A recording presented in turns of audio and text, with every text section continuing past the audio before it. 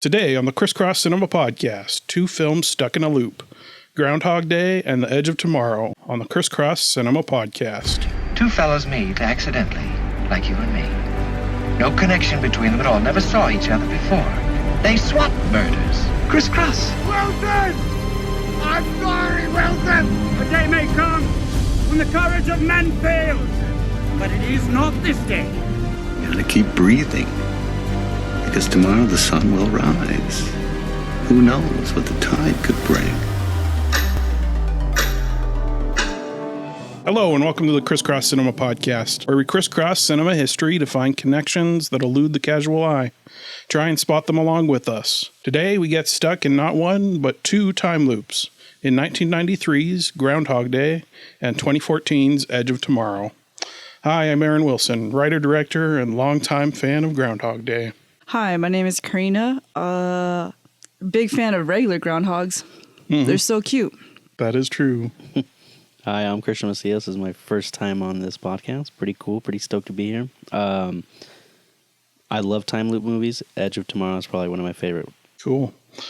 Okay, if you'd like to get access to bonus features and deleted clips from Crisscross and our sister show, Facets of Story, please support us on Patreon at patreon.com/Transcend Entertainment. That's TRANSCEND Entertainment. Today, just as always, we'll review our two films, and then we go crisscross to compare and contrast. But first, Karina, what media have you been watching? I've seen Deadpool and Wolverine. That was great. Oh, nice. I've seen Long Legs. Long Legs was great. Long Legs was great. Great movie. I was kind of like pressured into watching it. I don't think I would have saw it I don't think I would have pursued it outside of hype, but the hype, it's there for a reason. It's a really, really good film. Yeah, and then what I found interesting about the promotion of that film is that they didn't show Nicolas Cage at all. His name was in on the poster and in the trailers, but you never see Nicolas Cage. So you go in there with correctly assuming, oh, he's gonna be the big baddie, and he is, and he's it's Nicolas Cage. He's like quirky, he's scary, but he makes it funny too. There's this scene where he just starts singing, and I'm like, I know those, because I thought he was singing. Have you guys seen Long Legs? Do you know what scene I'm talking about? I know what where he's just singing to the girl, not once, not twice. I thought it was an actual song. No, he's just those are just actual pieces of dialogue. And following Nicolas Cage's career for decades, I'm like, he probably chose to sing that. Yeah. Long Legs is great. I think it deserves the hype. A lot of people compare it to Silence of the Lambs, and I can see why. I think it stands on its own really well. I've also seen Late Night with the Devil. No, I'm not like on a horror binge. I've just so happened to watch all these films. They just so happen to be horror. Late Night with the Devil is one of those films where it's easily digestible by any audience. Have you seen Late Night with the Devil? Any of this? It's fantastic. It's easily digestible by any audience because it's a simple premise. It's like if Johnny Carson were to interview like a possessed girl and then bring the devil into the studio. That's it. That's interesting. It's pretty interesting, and you see every event in the film happens through the lens of like the television, camera. Camera. Mm-hmm. So it's a very interesting premise. Also, it stars. Oh man, I know who he is. You know who he is? Yeah, he's a very underrated actor. He was like the baddie in Prisoners. Yeah, he in Batman too. Yeah, in Batman. And he was in Batman. Polka Yeah, Dot Man. Something Polka Dot Man. Or is his last name I Dono? know his name is Das Malchian. His last name, excuse me, because it's a very unique name. That guy. That guy. So like he's in The Dark Knight also. Yeah, yeah, that guy. I know who he is. He's like the king of like Mark would know. Mark He's would not know. here.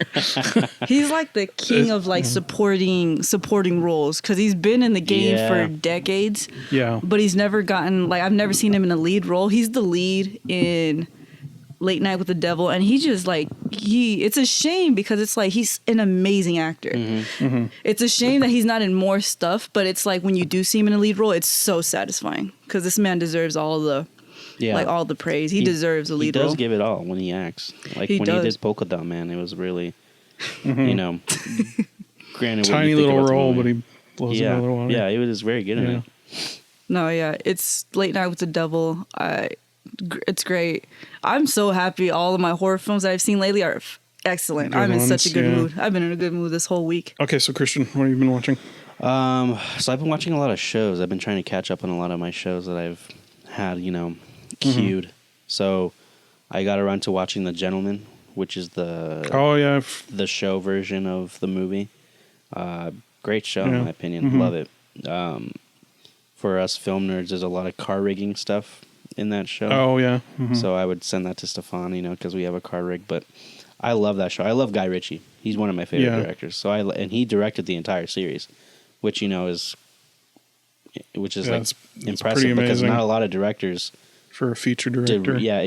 Direct the entirety of a show. So I thought that was pretty cool. I finished Black Sails. I've been wanting to finish that show forever. I don't know if you guys know it's the pirate show.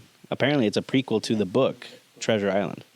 Oh, really? Yeah. So it sets everything up for, and everyone was upset when they canceled it back in the day because they're like, oh, it could have been done more. It's like, no, the whole point was to set it up for the book. to lead up for that. Yeah.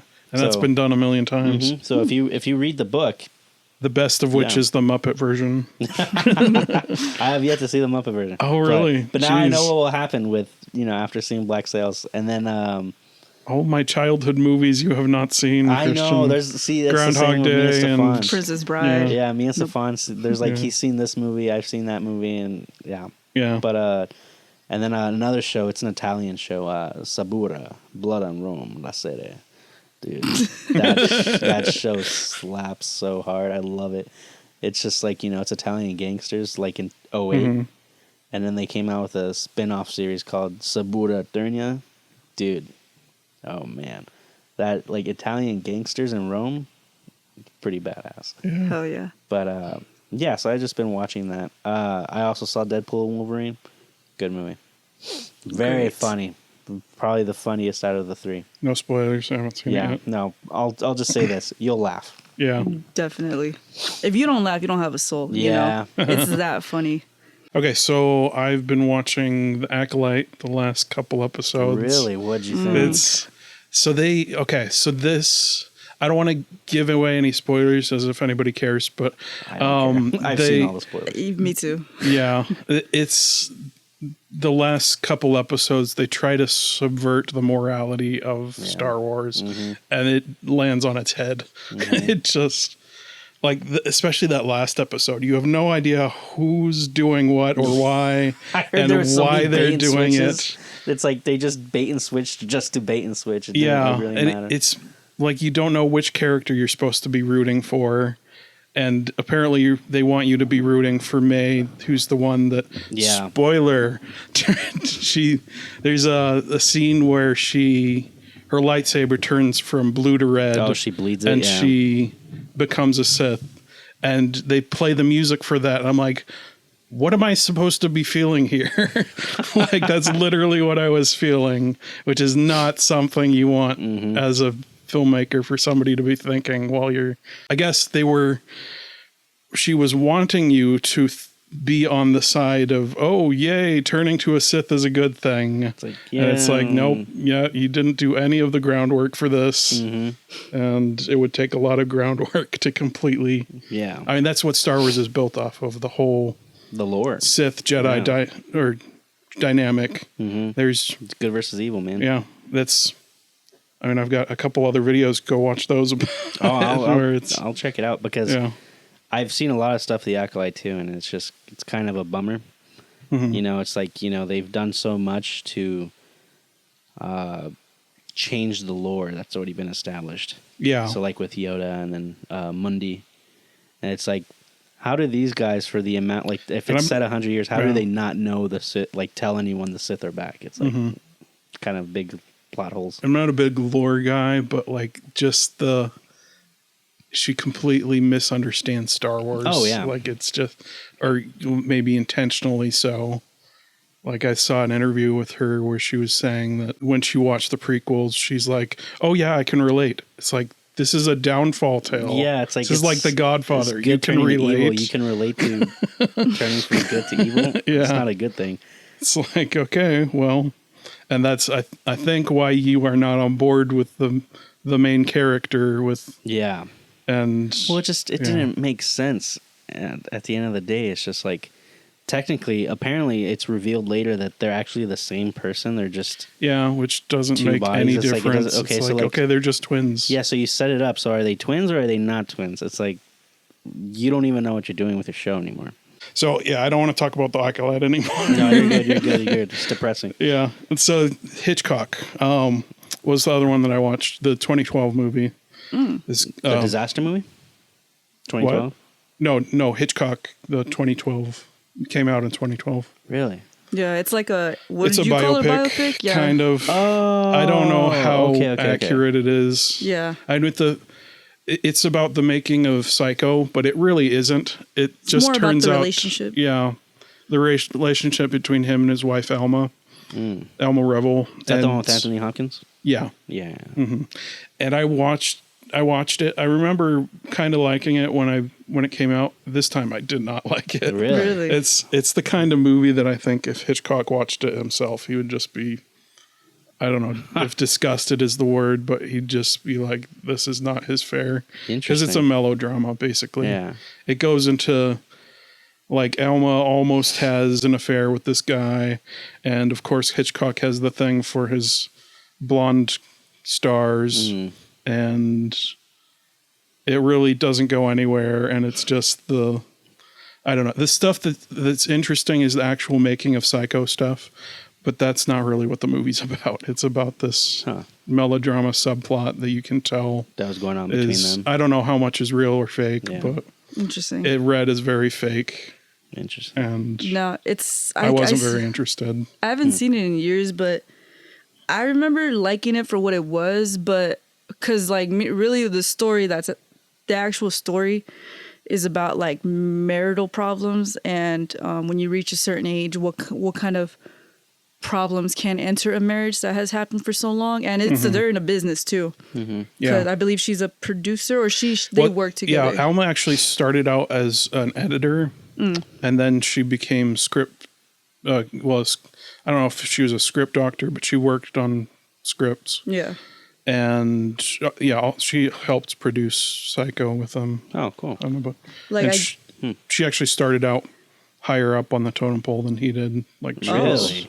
Wow. Yeah, she was assistant director or something, or I don't know. I just found it to be odd for them to choose. Like, I get the story that they're trying to tell, but why chose to tell this story like with Hitchcock and with and with Psycho as like the making of Psycho as like the setting. Yeah. I feel like they were just trying to like make it interesting because the marital stuff doesn't really sound as interesting, and then it's like, oh, but we'll do it on the backdrop of Psycho. Yeah, it was actually made from a book called The Making of Psycho. Really? But I mean, that's not a story but the story that's actually there, it just reads as fake to me. And the biggest thing that I have no idea, like reality wise, how much is true or not. Of course, the Hitchcock thing is true that he had a thing for his starlets, and I don't really think that went anywhere. I mean, there's people that say that went south really quick, but I don't buy into that. But that's neither here nor there. Anyway, the thing that interested me most about it is Alma Revel. I think she was miscast. It was Helen Mirren as her. Helen Mirren? You consider her miscast? Like, she's just not the personality. She's a very introverted person. Like, she had no problems with being in the background and being the behind the scenes person. And she's started out as an editor, so yeah, there's no more. Nobody knows who you are when you're the editor. So, anyway, and that's kind of just quietly strong is how I describe the real Alma Revel. And Helen Mirren is basically Helen Mirren. She's very outspoken and very stoic. What is the word for, like, her delivery it's more outgoing and extroverted. Yeah. And that's not what I picture So I Alma see what you Revel mean. as. She's too good for the role. Yeah. Interesting. Well, she's just not the right personality. Anyway, so then the other thing that I've been watching to take it down up out of the dumps is the Mary Tyler Moore Show, which is a classic TV. And it's funny, like, just going back to when, like, the story is very basic of, like, it's just a lady in a new town trying to fend for herself, and she's got a new job, and dealing with single life, and that's basically it. Yeah. But the craft back then is just so good, and the writing of it. Like, there was an episode where she and her friend go to this divorced group because they have tickets to go to Europe. Mm-hmm. And they're like, we just want the tickets. We're here for the tickets. And so they got to keep up this ruse that they're divorced. And they're both just single, never been married. And it comes out at the end. And then it turns out that the twist is that, nobody in here is actually divorced. They were all pretending. Want the tickets. So anyway. It's just, that's great. So what classic storytelling. It's the 70s, 1970, I think. So okay, so that's a fairly old show now. Yeah, so Mary Tyler Moore was in the Dick Van Dyke Show. She's the wife. Really? And so then the next thing she did was this one, I think. It's classic TV. Yeah, so. Can't go wrong with classic TV. Cool. All so right. that's what we've been watching. Just like always, we'll be diving deep. Fair warning, here there be spoilers. And now our review of Groundhog Day. We open up on these shots of clouds over the credits, and it's like, I was thinking, what are these clouds about? And then it goes to the studio, and he's the weatherman, and it opens on this shot of him gesturing over the blue screen of, we're gonna be here, and anyway, he's doing the weather report. Mm-hmm. And he finishes off, and the other host is like ragging on him about how he's done this stupid groundhog thing for 3 years. And he's like, 4 years, Pam. And anyway. You can really see his enthusiasm. Yeah. And so then we're introduced to Rita, who's the new producer that's going to go up there with him, and she couldn't be more opposite to his character. Mm-hmm. He's sarcastic and pessimistic, and she's fun and chipper and all the things he's not, basically. And she's basically the flat art character of this movie. Yeah. Of she's there to show him what he needs, basically literally by the end of the movie. Yeah. But and then they get in the van. And they're on their way up, and they're talking in the van. And there's this great line in there where he's like, someday somebody's going to see me interviewing the groundhog and think that I have no future. And it's like, that's exactly what happens. Yeah. He's got no future. Anyway, that's solid writing of just working subtext into not really making every line count. Yeah. It's like, there's a lot of subtext in this movie. Foreshadowing, all that good stuff. And he says people are morons. It's kind of what he's about. Great Act 1 stuff of setting up your character. And then they get to the hotel, and he's like, I'm not staying here. And she's like, no, you're not staying here. I'm staying here. And it's like, I got another nice place down over there for you. And he's like, oh, good. You know how to treat the talent. And then Larry's like, did he just call himself the talent? Just call himself the talent? Yeah. My first note was in quote, because he told her, because I think she asked him, like, do you need anything? He goes, would you help me with my pelvic tilt? Yeah. And my first note was, hey, yo, what? a lot of innuendos in this one. Yeah. For sure. And she finds it charming. That's crazy about older films. Like, a lot of the things the guys guys get away with saying a lot of things, and the writers make the Bill female Murray. interest. Yeah. Because it's Bill Murray. And then they make the female interest like dig it. And I'm like, oh. It's just funny how things have changed. Yeah. I don't know if she dug it. She's just like She smiling smiled. while she's Like, yeah, this not guy, approving this guy, he's a pill. Mm-hmm. Yeah. So then the next scene is where we get into the story. The first morning, 6:00 on the clock, and With the radio show. Yeah. And so then we're introduced to the town. Yeah, so this is the template of what we're going to be seeing over and over again. So there's the man upstairs that he talks to. Then down in the hotel lobby, or where they have the brunch or the breakfast. Yeah, he talks to the hostess, and then he goes out on the street, and there's the homeless man on the corner, and he ignores him or pretends he doesn't have money or whatever, and meets Needle Nose Ned. Yeah, which is great. I don't know. This was a staple in my house growing up. This movie, and just Needle Nose Ned, his whole rant that he does every time is just burned into my brain. We end that scene with, "Watch that first step, it's a doozy." Yeah, it's a doozy. Yeah. Okay, then we get to the Groundhog Festival, and this is our inciting incident. And they have all the banter between him and the cameraman and Rita before he gets started. He does his broadcast as he's covering the groundhog coming out, and so this is the inciting incident when the groundhog comes out, and it's revealed the groundhog saw his shadow, so there's gonna be 6 more months of winter. Phil says something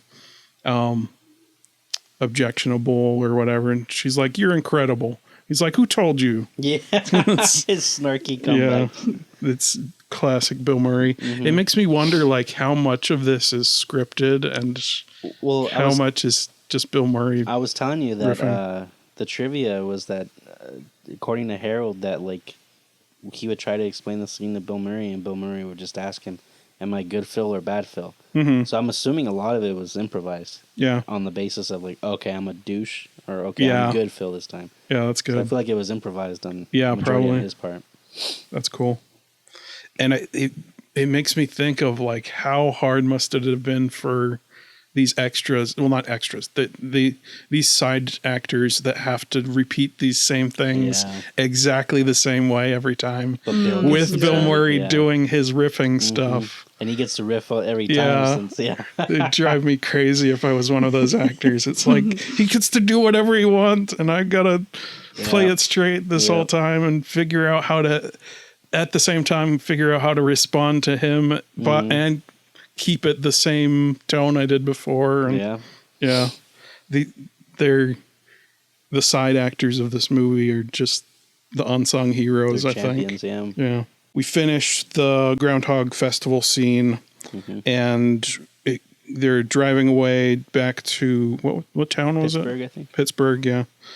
And there's this magical snowy music, and it's like telling you, "Oh, something's up, something's going down," and the snowflakes start, and the traffic cop tells him there's a blizzard, and he's like, "There's not a blizzard," and he repeats his exact forecast that he did on the news.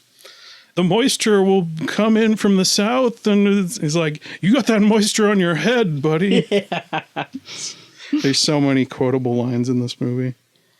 And so that might even be the inciting incident, the blizzard part.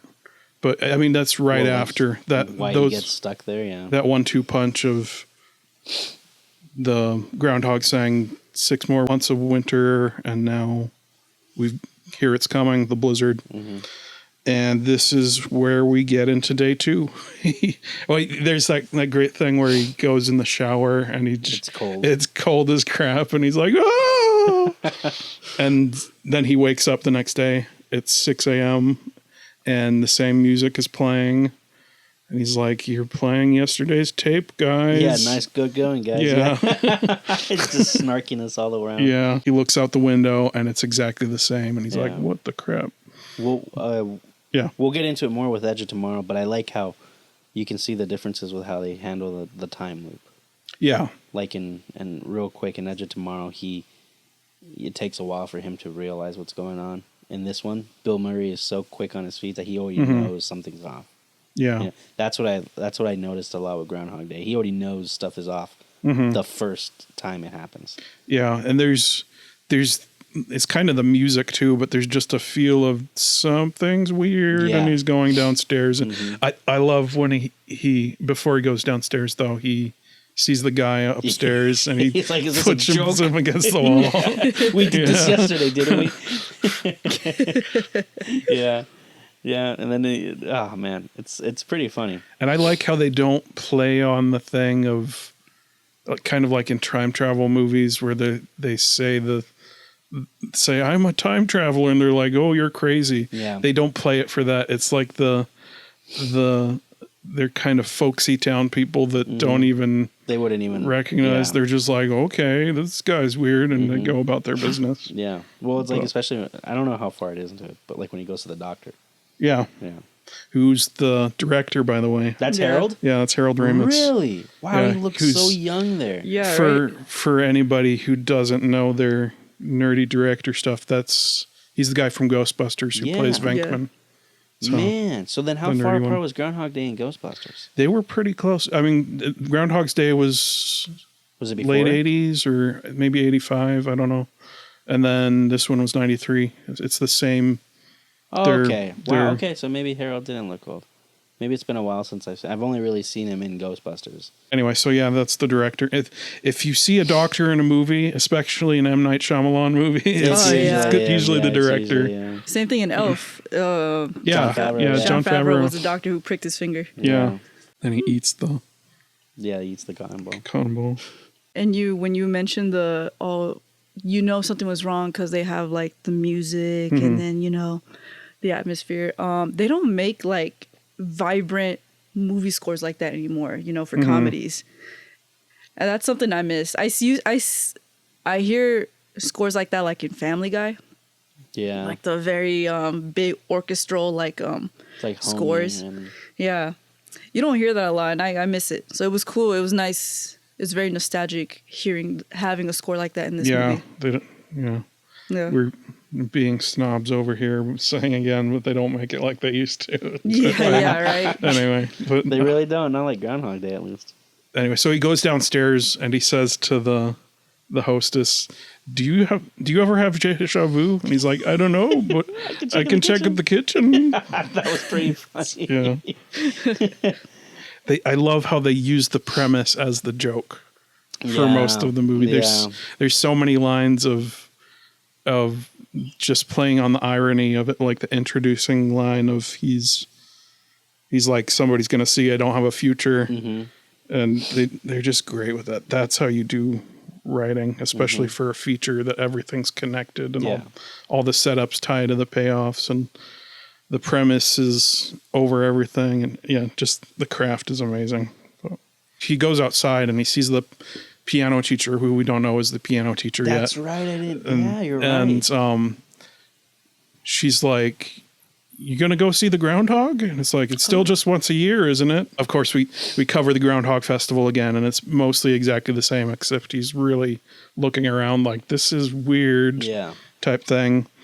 And I do not envy how they had to repeat all these scenes. And I'm guessing, like both me and Christian were saying, that the way that they probably filmed it is that they filmed like the same scene over and over the same day that they had to get all that stuff. So the continuity would be the same and all that stuff. But like, that would be a nightmare. I feel like it would be a nightmare logistically wise. Yeah, exactly. You have to make sure everything's the exact same. You have to tell all the extras, all right, back to one. Yeah. And, but I feel like the only person, it's funny how like it's Groundhog Day within the Groundhog Day, like, they're redoing everything. And the only person who is different is Bill Murray. Yeah. Is Phil. You know, he can do whatever the crap he wants, apparently. Exactly. He's different in every day. So yeah. And probably in every take, too. Yeah, exactly. So the festival is such a big part of the movie because it's like it goes back to it in every time when he resets the day, he goes back to it. He tries something different. Yeah. And it's going too far ahead, but I like how he changes his look on it. Yeah. Later in the movie. And then later he's on the phone in the hotel and he's like, I just love this scene. It's just a blink and you'll miss it scene. But he's like, what if there isn't a tomorrow? There wasn't one today. Yeah. Hello? It just hangs up. It's like he creeped that guy the crap out. And then it cuts to him taking the cold shower again. And then we get into day 3. Yep. Before that though, he breaks the pencil right as to see if it works. Yeah, that was really good. He puts it on, puts one piece on top of the radio, one on the side table. Then he wakes up and it's back together. Yeah, back together. See, I feel like that's a lot of things that like not a lot of time loop movies do. Like the character is not that, I guess, cognizant. It's like, am I tripping? I want to make sure I'm not tripping. You know, like that's like what any rational person would do. Is like, I got to make sure this is for real. So I'm going to do something that I know I did and see if it's here tomorrow. Yeah. And this movie is like the whole character arc and everything is how he reacts to the... Exactly. And you see screenwriting, how this happens of they try the easiest things first and then progressively harder and harder things and more desperate things. I feel like Groundhog Day is probably the best representation of what a normal person, how they would react in a time loop. Yeah, for sure. And me and my mom noticed that when he went to sleep, it said 4 a.m. on the clock, and then it's 6 a.m. So he got 2 hours of sleep. Oh my God, I would hate that. Yeah, I would hate that. Well, I don't know how that works with the. I guess it stays in sync with the time loop. It's like later in the movie he like Rita calls him out and says, "Man, you look like crap." Yeah, and it's like it's 2 hours of sleep. 2 hours of sleep, depending on when he goes to bed. So, and so this is Act 2. Now and I was thinking originally Act 2 was when the second time loop started, but you got to have 2 to set up the pattern. And now the third one, he knows what's up, and he's like... He starts playing with it. Yeah, he's going to react... With, what was the woman's name? I loved how he... Was this Act 2? The hostess, or... No, it was the one... Nancy, yeah. Was Nancy introduced in Act 2 or that's Act 1? A lot later. Okay. So, we'll get there. So this round, Phil runs past everything. Yeah. And I love how... Up to this point, as he's talked to Needle Nose Ned, he's like, "That's a doozy." This time he runs past him so fast, he steps in the puddle and keeps going, and Ned's just like, "Hey, hey!" Yeah. Right. Like he says, "Hey," right as he steps in the puddle, and he's like, "Hey," and he keeps going. That's I don't know why, but the third time he stepped in the puddle, that made me mad. I was like, "You should know by now." You should know by now. I was like, you knew enough to run past. Yeah. It's like you couldn't have skipped the puddle. I don't think he's even paying attention at this point. Exactly. But yeah, it's great. And then there's one more riff that they do on the puddle thing that I'll try to remember it when we get there. But that's exactly how we feel. We're like, we've seen this twice already. Let's get past this stuff. So they do that.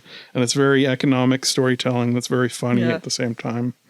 And then the diner scene, the round 1, we kind of skip past the festival. The festival this time. Rita, talk to me in the diner, talk to me after the festival, and then we cut to after the festival.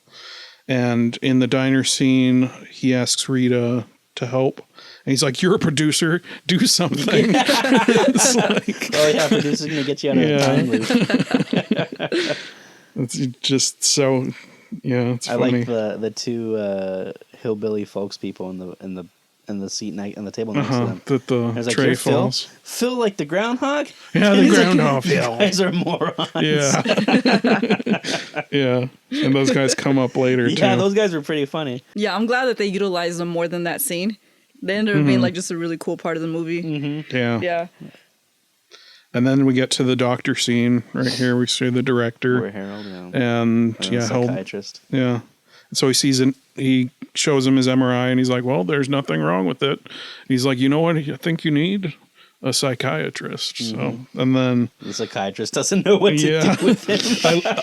Okay, just screenwriting note here, real quick. This is great screenwriting of the brevity of it. It opens the scene not with explaining again to the psychiatrist. It just opens with him saying, "Well, that's a strange problem. I don't think I've ever heard of that." We skip past the stuff we already know, and right into new stuff. There's a funny line in that scene where he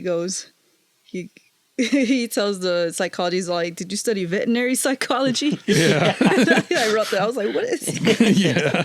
What does that even mean? What does that even mean? Like, how do you help me? He's like, I bet you come in that tomorrow. I'm like, tomorrow.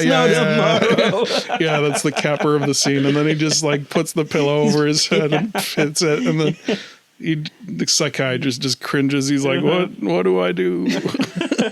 And you know what's great about that scene too? What makes it just that much more like effective is that it not only does it answer the characters' questions, like what if there's something wrong with me, like physically or like mentally. It also answers our question because this movie never explains the rules as to what's going on. Exactly. Yeah. It doesn't say why it's happening. I mean, but it does answer questions that we do have. Like, what if it's something in his head, and then you go, and then the movie tells you it's not. Yeah. What if he's like, exactly. what if it's something mental that's wrong with him, and then it shows him going to a psychiatrist, and then it's great screenwriting. It's like you approach it. It's the easiest thing first. They're always one step ahead, eliminating possibilities. Yeah. So, yeah. No, it's great. I like this. I like those scenes a lot. I'll push back a little bit on something he said. It does tell you the rules. It does. In the screenwriting. It doesn't tell you why it's happening, but there was actually an original draft where there was like some witch curse that was put on him by an ex or something, like a voodoo doll or something. And they cut it out. And I'm so glad they cut that out because it doesn't matter why it's happening. It just matters that it's happening. Yeah, and I feel like the change that he goes through wouldn't have been that impactful. It's about his change. It's not about this magical thing happening. And then if you guys looked into it, they also, on top of them like originally wanting it to be, or had intentions of it being like a curse from like an ex, they also had intentions of just starting it like in the middle. Like he's already used to the time loop, and he's just kind of going about his like day in the time loop. That would have been nuts. And they were so set to just release the film, just to shoot the film like that, until I can't remember, but Harold Ramis introduced the script to somebody else, and they were like, wouldn't you be cheating the audience if like you didn't show like him first experiencing this time loop? And he was like, he's like, this is more interesting. And she was like, just write it and just see what happens. That's and basically then that's the one skipping your act one. Yeah. And you're going to, with a thing like this, you'll confuse your audience. Yeah. But also you skip all the character setup. Oh, yeah. Like the status quo. You got to know how much of a jerk and a sarcastic a-hole he is before he changes. So, because then it won't be impactful like the other characters experiencing his change. It won't be as impactful as it was. So, but yeah, I didn't know that. That's pretty interesting. Isn't that interesting? Yeah, that's pretty cool. She might have saved the movie. Honestly, yeah, she did. Yeah, it looks like a lot of things saved the movie. Yeah, I like how I've got this theory that stories tell themselves, and it's smarter about itself than you are about it. Yeah. Like you want it to be a certain way, but it fights against you, and you got to let it be itself. Ride the wave, man. Yeah, exactly. Okay, so then we get to a great scene where the hillbilly guys come back in, and he's at the bar talking to them at the bar, and he's like, the guy's like, you seem to me like a glass half empty type of guy. And then they get in the car. Oh, there's great comedic bit as they're getting in the car and they're all drunk. Friends don't let friends drive. Yeah. He doesn't even say drunk. He's just like, friends don't let friends drive. You get the impression they do this all the time. And then they're always helping him, and then he backs up. Yeah. And then he comes back. He's like, I don't think I should drive because he almost forgot him. Yeah. And so Bill Murray gets in and he drives. But I like before that, he's kind of explaining to the hillbillies what he's going through. Yeah. And he's like, no, I'm just living the same thing every day. Yeah. I love how he says, like, there was this one great day where. Yeah. Like, why couldn't it be that day when I was having otter intercourse with this girl? Yeah. And then he like. And then the hillbilly, like when he's describing like this sad, depressing day of doing it every day, the hillbilly's like, wow. Yeah, I know exactly what you mean, because the hillbilly lives the exact same life as his, he's stuck in the town. Funny. Yeah, he does the same thing every day. So I thought that was... You got to see the sequel to this movie. It's just that guy's life. Just this guy's life in the hometown, yeah. But yeah, I did not expect the whole car chasing with the police. I thought that was pretty funny. That was great. That was great. So in the car, he's like, "What?" And this is great character stuff. Of he's changing his approach every repeat, and in this one, he's thinking about it, and he's like, "What would you do if you had?" No tomorrow. And he's like, well, if there's no tomorrow, there'd be no consequences. And he's like, you're right. Yeah. We could do anything. Yeah. He hits a mailbox. Yeah. And then he drives on the train tracks because, of course, that's the one thing you're not supposed to do. And that's great. And then the cop stops him and he's like, don't worry, guys, I got this. 2 cheeseburgers, please, 2 fries, and a large milkshake. And flapjacks. Flapjacks, yes. Is it too early for flapjacks? That had to have, I don't know if that was improv or not, but that's a great line. I feel like everything that Bill Murray does is flapjacks. Yeah, he makes it seem is improvised. He makes it seem improvised even if it isn't. Yeah. But anyway, so he gets put in jail, wakes up the next day. He's in his bed, 6 a.m. Put your little hand in line. Yay! Realizing that now he knows the rules to it. Yeah. Okay, day 4. At this point, he goes downstairs and he anticipates everything everybody says and says it before they say it, and creeps them all out.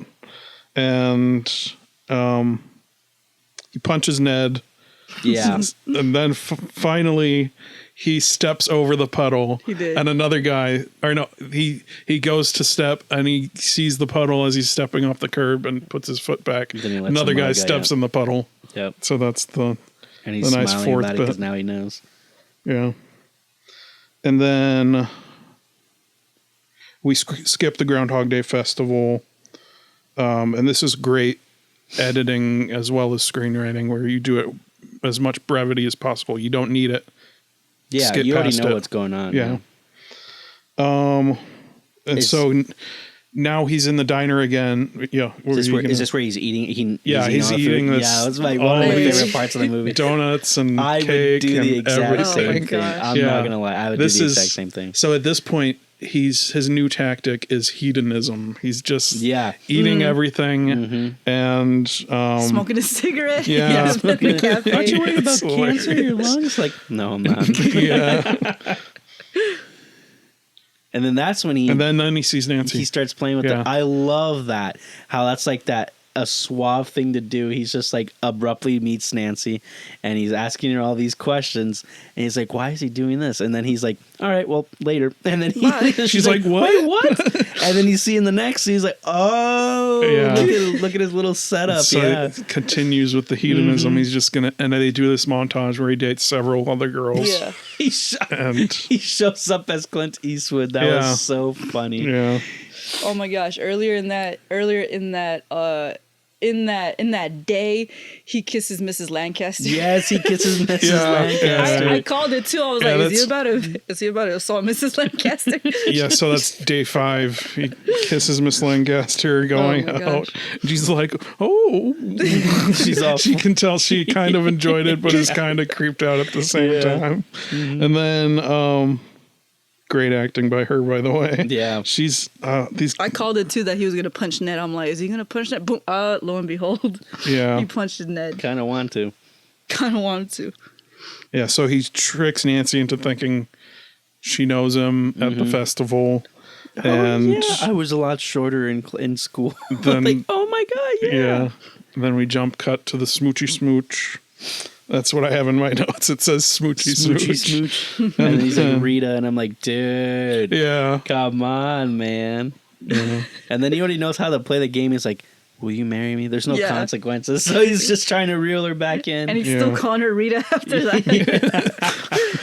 My name's Nancy. He proposes to her just to get her to stay. And then he says Rita again, and she's fine with it. And it's like, okay, then we get to the point where and I was thinking about it, like this section, I was thinking, are they doing 7 deadly sins here? Because they do gluttony, then lust, and now they're doing greed. Is this where he steals? Where he steals the money. Yeah, I had that same note. And this is a great thing because we haven't seen this scene before, but he's like dog bark, so bark. He calls everything before it happens. And it's interesting. You don't have to do setups at this point in the movie because we've seen it's repeated so many times that we just assume, oh, he's done this a bunch of times. We don't need to see the setup. Just here's the payoff. It's really cool that you can do that with this format of screenwriting. Just the time loop thing. They drop a thing of quarters and he knows it's going to happen. So he goes and he grabs a bag of stuff, drives in with this big fancy the Rolls Royce, which I was thinking, where did he get a Rolls Royce in that town? In a small town, like, I don't know. And he can't get out because of the blizzard, but whatever. And then he gets out and he's wearing the Clint Eastwood outfit. And she's like, I thought you said this is a costume party. Like, and then Nancy walks by and she's like, Nancy. She's like, hey, Nancy. And she looks at him and is like, what? Who is that? He's like, going. It's my ex-wife. Like, my ex-wife. She doesn't even remember me. That's what I'm talking about. Just juicing the premise for comedy. But anyway, so then day 5. Oh, are we in? Yeah, we're in day 5. This is where it gets confusing. That's why we start to skip a lot now. Yeah. It goes from, so it goes from doing the loop all the way through to now we're just repeating the same scenes in the editing. Points, so we show one scene and then show that repeated several times rather than showing the entire loop. So I hope that makes sense. In the editing, that's how it is. So then we get to the midpoint. So this starts with, this is great, like just filmmaking all across the board. This is a great way that they open the scene.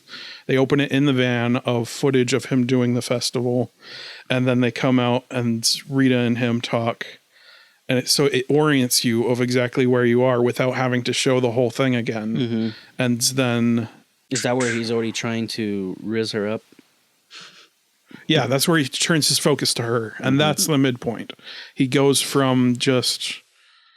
He basically, at first, is like, what the crap is happening? And then once he finds out what's happening...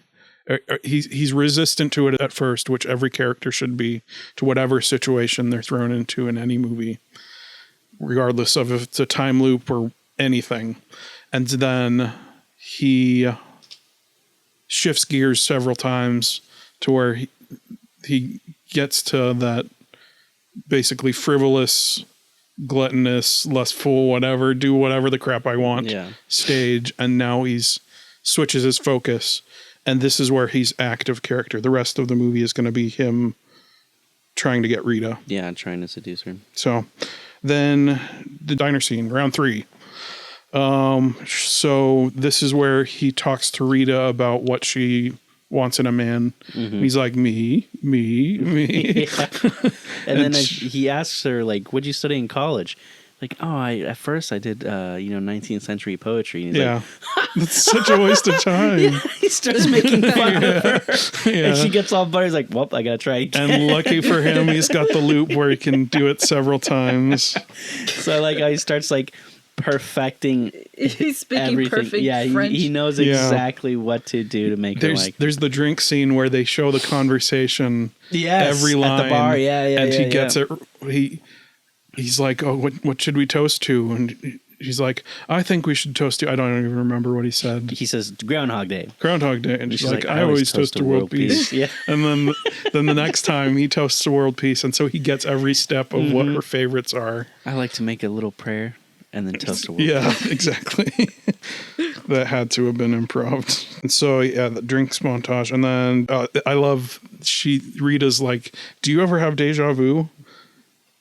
He's like, didn't you just ask me that? And then I love how they do that joke twice from where they play on the deja vu thing. Okay, so then there's the date scene where they talk about the poetry. Mm-hmm. Then snowman scene, round one. The kids and the snowballs, they come in and like, you couldn't have written this better of an opportunity that, we're going to get all playful with these kids, and then they fall in the snow, and it's romantic comedy 101 right here. Like, I can think of a scene that's almost exactly like this, and While You Were Sleeping, where they fall in the icy sidewalk and they fall into each other's embrace, and anyway. The eyes meet. Yeah. Anyway, so they do that round one. And then he goes upstairs with her. So he showers her with her favorites that he's collected all these things, and she starts to catch on when she says that she doesn't like hot chocolate, doesn't like fudge, and he's like, okay, no hot chocolate, no fudge. You making a list of me? Yeah. What is happening here? Did you call and my I friends? love at this point they don't skip again to the beginning. They play it out of like, she's creeped out now. Something's happening. We got to see this out. And then by the end of that scene, she slaps him and she's like, that's for making me care about you. Snowman scene 2. He way overplays it this time because he knows exactly what's happening. He like rushes it. Yeah. And you can tell she's just like, what in the crap? He's like manic. Yeah. I want kids. Oh, you kids. Are you guys up for adoption? Oh, boy, I'm going to get you guys. Yeah. Oh, my God. Completely weirds her out. And then there's the slapping montage, which my mom loves. That was great. It's like, I don't even know if this was in the script or if they got it in editing, because that would have been a great editing decision of like, I'm just imagining the director coming in and the editor's like, you got to see this. You got to see what I did. And then they just take all these slaps from different scenes and just threw them in a montage. But it's great, that slapping montage. And then we cut to the festival the next day. And she's like, Phil, you look terrible. He's basically got no purpose anymore because it's failed with Rita. And then we cut to him watching Jeopardy with Jack Daniels. He knows everything and he's scaring and this is the other thing. If you don't need to do the setup, he's just saying you don't need to show him learning the Jeopardy questions. You just know that he did it. Yeah. So, and the hostess lady is sitting behind him, just and everybody else in the room, all these old people are just like, really impressed. So when does he decide that he wants to steal the groundhog? Is that after the Jeopardy? That's coming pretty quick. That might be right now. Yeah. Okay. Well, first there's the radio destruction montage. Yes. So you can tell he's gone through, and somebody did a count of, they went through or did an estimate for some parts because there's montages and stuff, but they did an estimate of how long the time loop was, and they come out with something like 4 years, I think. Oh my God. Yeah. He was stuck in it for 4 years. Yeah. my God. On IMDb trivia, what I got was that someone said he was in there for 34 years to account for him becoming a master piano player and like an ice sculptor. Oh, yeah. Yeah, I saw that. Years? Man, that is brutal. That is crazy. Holy cow. Actually, my sister-in-law, Anna, told me about that one. Really? Interesting. I heard that 34 years. That's crazy. For the montage scene that they had to smash up the radio for him. Because every now and then when he would throw it on the ground, it wouldn't explode the That way makes it would. sense. Yeah. So the crew would just come in with hammers and beat the hell out of it. It's a separate shot where they show it all where they show it smashed. dismantled, so that's when it was smashed. Yeah. I thought that was funny. So he wasn't impressed with how he was breaking it. Which that's a great way to do it, by the way, for any filmmakers. Of do not smash the radio in the same shot that you show it all broken. You show it in a separate shot because you're never going to get that shot. It's going to go everywhere, and just through a quick insert of it. Those little shots like that I found are hard as heck. So they smashed the radio and then they framed it all up nice, and they're like, "Nope, there it is." Yep, that's what he smashed it. That's what it looks like now. Yeah, but. So, and then that's when he goes to the festival again, and he decides that. Yeah, this time he steals they show a scene they haven't shown before of after the festival when the guys with the groundhog are leaving. They're putting him in the truck. I think he smiled at me. I think he smiled at me, and then he jumps in. He gets in the door as they're there, like, wait, what? And he drives off, and they do this chase. And the interesting thing about this chase is it's all played from Rita and Larry's point of view. Yeah. Like, what is he doing? Yeah. Why would anybody steal a groundhog? I could think of a couple reasons. Pervert. I don't even know what that means. What? That sounds like you're a pervert. Why would you want to do that? That was my biggest AO in my notes.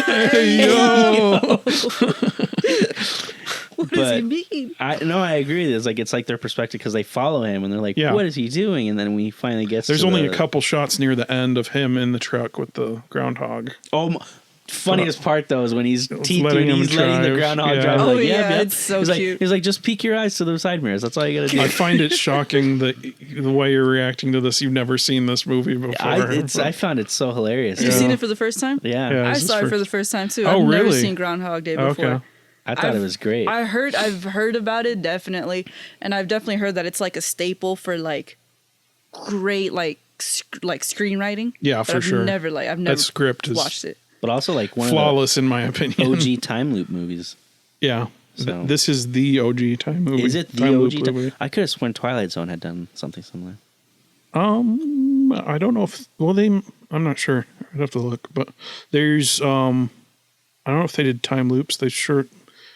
I'm sure they've done. I mean, I know they've done something similar, timey-wimey stuff. But yeah. Well, I didn't know Groundhog Day was the original. Yeah, it was. Movie. That's pretty cool. But, so yeah, kidnaps the groundhog, and then at the end of the scene, they're by this quarry, and he drives off the cliff into the quarry. Man, that was brutal. That was insane. And then Larry's like, well, maybe he's all right. And it blows up. He's like, he's probably not now. He's probably not anymore.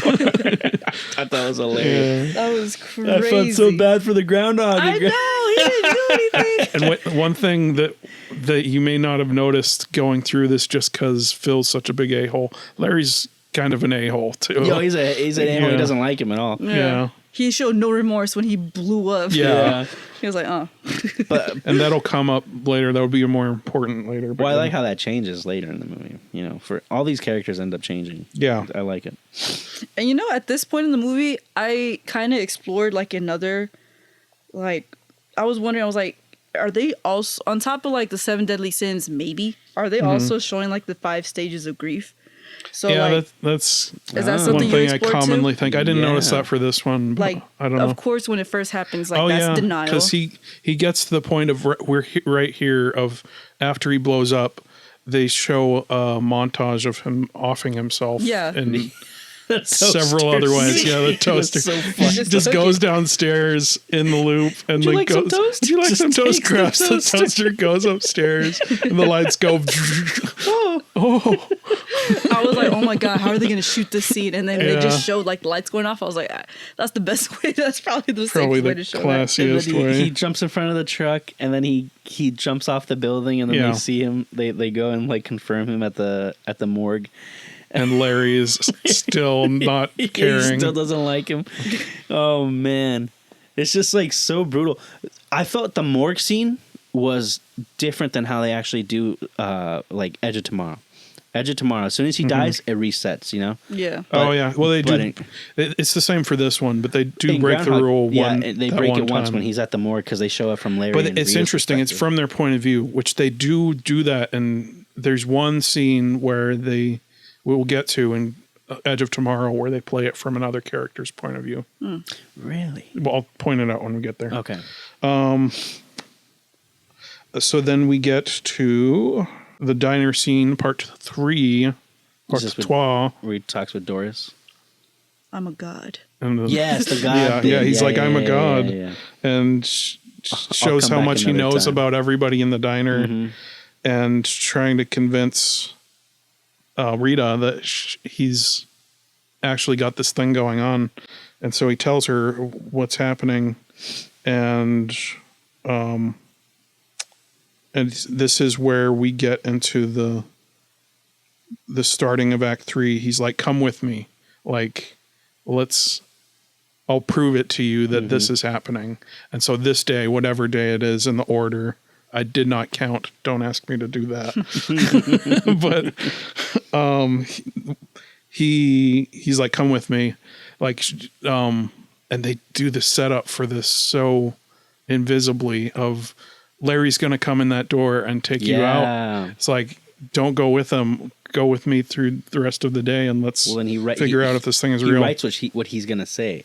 And that kind of convinces her. Yeah. Yeah, so. And so then Act 3, waiting till midnight in his apartment, or his hotel room. And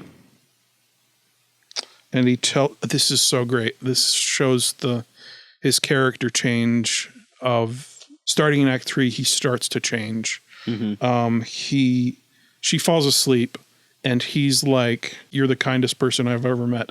And this is great storytelling of she's asleep. Mm-hmm. So anything he's saying is Doesn't the matter. truth. Oh, yeah. Like he's not BSing here. This is the real stuff. So he's changed, that he recognizes how great a person she is and that he wants to be like her and whatever he says. And that it's a very long rant that he gives.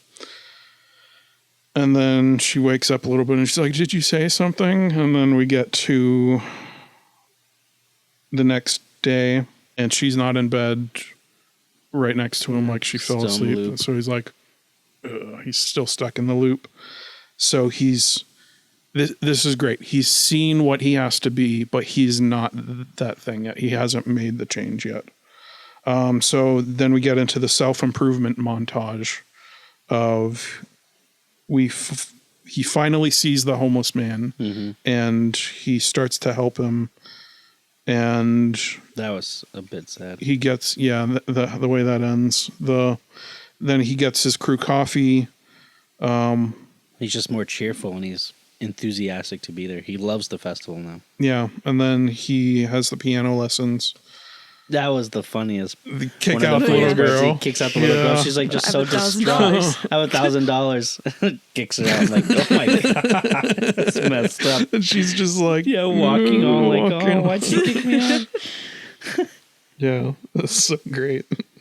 I don't know. It's so bad spirited that it comes back around. Yeah. Anyway.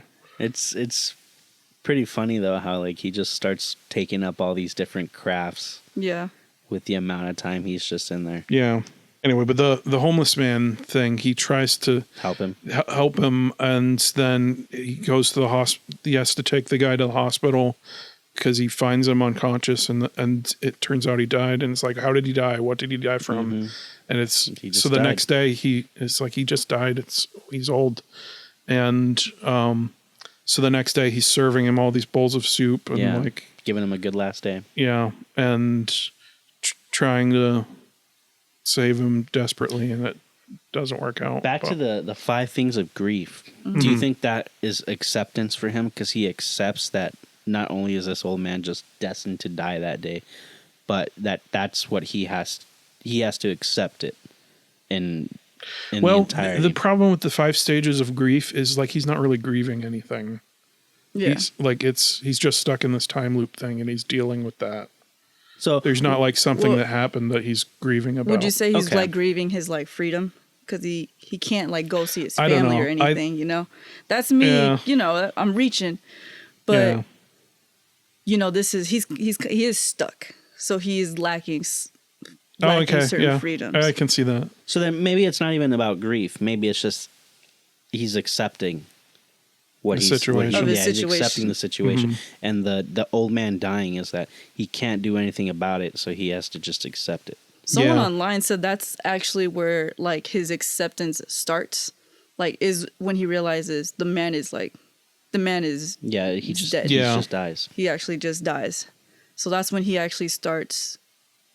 Someone pointed out that's when he actually starts doing. So like, not just more accepting that this guy's going to die, whatever he does, but he's like accepting this. Like he's stuck the in the state timeline that he's in completely. Yeah. Yeah. So then we get, and the point that I wanted to make about that is I love that it's not just laughs all the time. Yeah, it gets very modern serious. movies, especially, is if it's a comedy, it's just all laughs. There's not any heart to it, and this movie is all heart. Like it's all heart with comedy, and it goes some dark places, but like for the purpose of story and for his character change. And so then we do the last broadcast, and so we go from him saying, "Oh, I skipped that part where he's like, it's gonna be dark," and in the middle somewhere after he's given up, he's like, "It's gonna be dark and gray, and it's gonna last forever." When he's winter. he's still upset about when he's giving the broadcast at the end. He's just like, depressed at this point. Like it's going to be winter all the time. And it's like, yeah. And so this point, he goes the opposite of that. And he's like, I couldn't imagine a better fate than a long and lustrous winter. And he does this. That's just a part of it. He does this big long spiel. And then after it, Larry's like, you touched me, bro. Yeah. I like that. Like Larry starts liking him now. Yeah. So he's like, how are you guys, kids? Here, have any pastry you want. Oh, raspberry. Yeah. So doesn't stick, but yeah. Yeah, it doesn't stick. But it's more about Larry being a jerk than it is about him now. Which is exactly why Larry is in this movie. Aside from the side jokes that he has, he is the foil for him after his change to show, oh, Larry's still a jerk. But he's changed. Phil has changed. So, yeah. Which was exactly my next note. Larry's still a jerk. For contrast. A thing that Brian McDonald talks about a lot. Look into him if you're a storyteller of any kind. He's great at all of it. Anyway, he talks about contrast.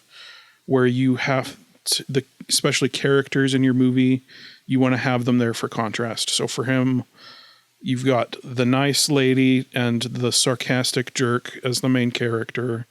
And then you've got Larry there. Like, he's got no reason to exist in the movie aside from he's the contrast at the end to show how he's changed. So then we get to the party scene at the end, and Rita reacts to changed Phil. He's playing piano, and we forgot about how how there's another montage of how he's become different.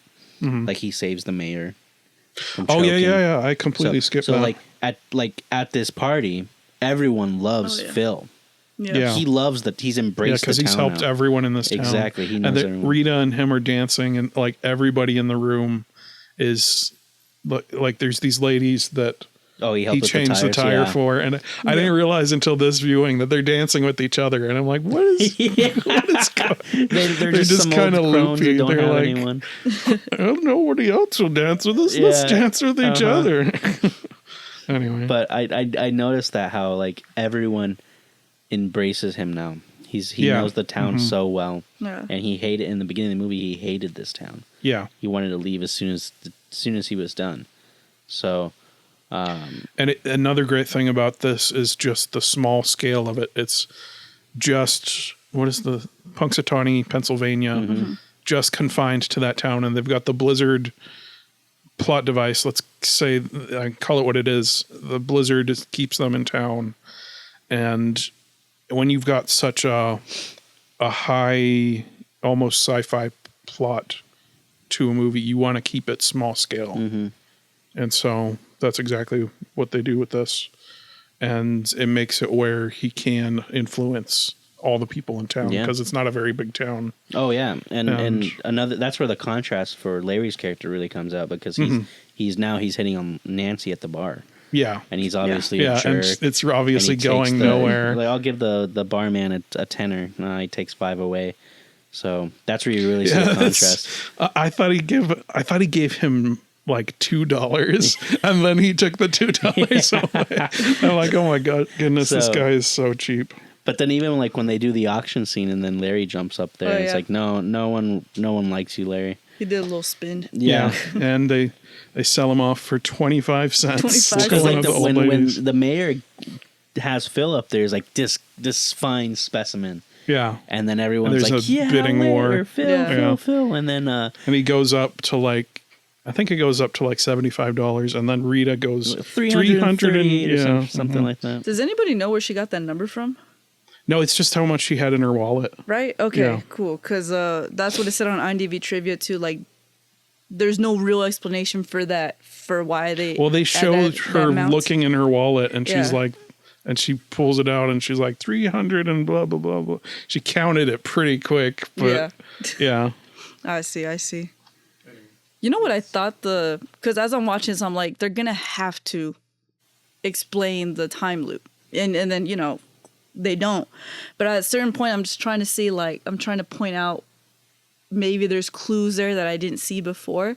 I thought they were gonna do a magical Negro type of like I haven't seen. Oh, okay. Because the bartender always gave like. Looks towards towards Phil, and I'm like, no. I'm like, are they gonna do that? And they didn't, and I'm happy. I like that they don't explain it at all. Yeah, because it makes it more about the character. It's not about what caused this thing to happen. Yeah, it's about why is this happening for him. So, and then and I think the magic of it is like just the groundhog. Like that's what caused it. Yeah, the groundhog is just it's. What's Punxsutawney Phil. Punxsutawney Phil. It unintentionally revolves around him. That's just what he's there for. That's nice. Yeah, it does. So I was paying attention to how much time was left in the movie. Yeah. So because I like to see how they're gonna wrap up the story within the time. It kind of helps me think about like when we do our own films. Like, okay, so there's 30 minutes left in the movie. Yeah. How are they going to wrap it up in 30 minutes? Thinking like a screenwriter over here. Exactly. Yeah. So like I'm thinking like, okay, so at the 30-minute mark of my movie, I have 30 minutes left. How am I going to wrap this up? So, and I was looking at it, I was like 30 minutes in or 30 minutes left. It still seems like it could go on. Which is the beginning of Act 3, by the way. Yeah. And then it gets to 15 minutes in or before the movie ends. And there's like no setup to how they're gonna end it. Yeah. Like there's no, like you said, there's no real reason. They don't really say a reason why he's in that time loop.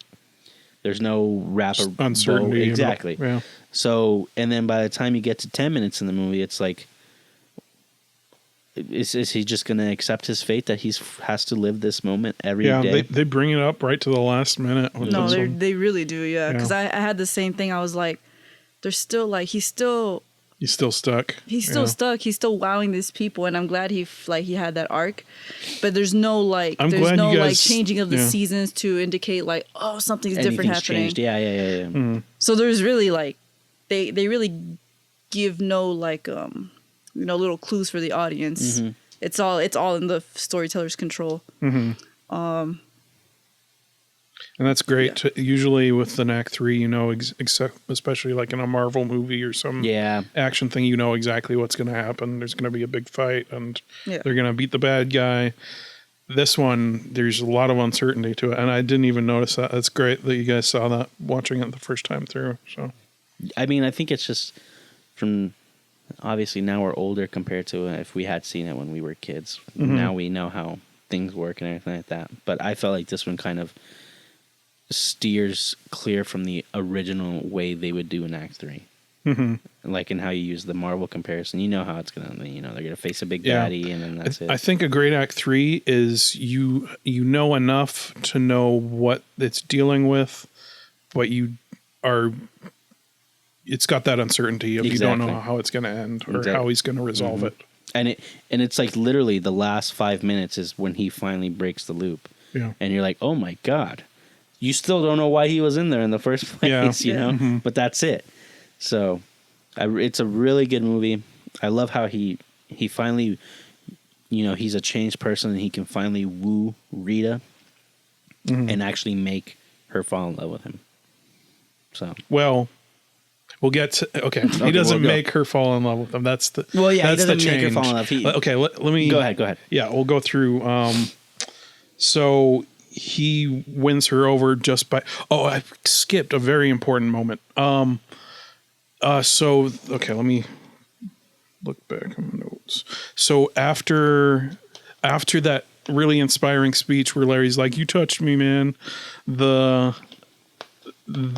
Rita is like coming onto him, and she's like, "You want to go to the diner?" And so she's, and he's like, "I got some stuff to do." It's a really subtle thing, but it's like he's changed at this point. He's not being selfish and being like, "I want the girl." He's like, "I've got a lot of people I've got to help," and he's not even thinking about Rita at exactly. this point. He's got to go do. He saves. So the kid he's from become the man that she wants. That she listed off all the things or whatever, but maybe not exactly all those things. But he's clearly at least man. He's a different kind of person than he was at the beginning. I really dug that how he became like the sort of like the town vigilante. He was like Spider-Man. Vigilante, saving the kid from the tree. It's like not even a thank you. Every time I save you, not even a thank you. And then he saves the mayor. I love that. He's still sarcastic even after he's changed. Well, that's like his biggest trait, but like, he's clearly still different. Yeah. So like they don't throw that part away. They don't be like, "Oh, your sarcasm is your problem." It's like, no, the problem is a big jerk and he needs to care about other people. But so we get to that night and they're talking in bed and it's like, is this the big question looming over it is this gonna flip over again? We get to 6 a.m. the next morning, pan over, it looks like he's alone in bed. It's like, oh crap. And then her arm comes over. It turns out the alarm, and the alarm turns on and plays another song and they're saying something else. It's like, oh, he's in a new day. And in more ways than one. And he's like, you know what today is? He's like, today is tomorrow. And then I didn't write down all the dialogue, but then he's like, it's the end of a very long day. And then her last line of the movie, which might be the last line, his line to her is there anything I can do for you today? Boom. Like that, that shows his character change. And then you get out of there. They walk outside and he's like, you want to live here? And it's like how he hated the town, didn't want to live there. Now he wants to live there. Yeah. So Such great. Growth. Really good. And much wow. When last night when I finished it, at first I was like, man, that ending feels rushed in a way. But no, it's not rushed. It's different from how they do third acts now. Yeah. And like, you know, they hold it out until the very last second. Yeah. Finally things change. It's a clean exactly end. Exactly. I think I've just been accustomed to the Marvel third acts now. That's how that's how movies are supposed to end. They're supposed to end like right when they don't draw on forever and ever. It's as soon as you tie up the main tension, the main dramatic tension out of there. Yeah. It's what's the come in late, leave early. Yeah, that's for scenes, but it works for movies too. Yeah. Yeah. So, it was a really good movie. I was really happy with it. Yeah. So that's our review of Groundhog Day. And so now our review of Edge of Tomorrow. Man, now that's a really good movie. Yeah. This is the first time I've seen this movie all the way through. So yes, you told me that. Had you seen Edge of Tomorrow before? You know what? I've seen it before, and I didn't finish it. I didn't watch the last 10 minutes. Yeah, same. And so I'm like, oh, cool, I get to finish this movie now. So I watched it last night, and it's a great movie. And then for some reason, the website where I was watching it on, it just stopped. It just stopped buffering the last 10 minutes. Oh, geez. And so I tried it again this morning. I was like, all right, I'll watch it before I go for the podcast. It still wouldn't buffer for whatever reason. Okay, well, I guess we'll tell you the last 10 minutes. The ending is the best part of the movie, so in my like opinion. the furthest I've gone is when that's a very when he blows up the Omega. Oh, okay. When he blows up the Omega and he wakes up in the helicopter. That's the furthest I've gone for Edge of Tomorrow. You missed the best part of the movie. I have really? Yes. Oh, that's so annoying. Well, I'll tell you what happened. Yeah, when we get there. Please spoil it because I'm gonna. Yeah, we'll get into it. Yeah. Okay, start us off, Aaron. So we open on a news montage of this is the exposition dump for the movie. They do a great job with it. They use real news footage and they show the general and Tom Cruise's character, who is advertising guy, which I love this because I think it's a genuine I think it's an intended reference to North by Northwest because there's a thing that I'm going to get into in another video that's probably already out by the time this is out, but it's Everyman versus the Expert, and this is for spy movies and action movies. You're either an everyman or you're an expert. If you're an expert, that's most spies. It's like the most emotion you get out of that is you don't know what they're doing until you see them do it. And then it's like, oh, that's really cool. That's the biggest emotion you get out of it. Oh, that's really cool. But if they're an everyman, like in North by Northwest and in this movie, like he's a high up official in the army, but he's never been trained for combat. Been in combat, yeah. And he really doesn't want to be in this thing. He's just doing his advertising stuff. It's a cushion job. Yeah, cushy job up at the top. And so that's our inciting incident of he goes to the general's office and he's like, you're going to the front line. And he's like, what?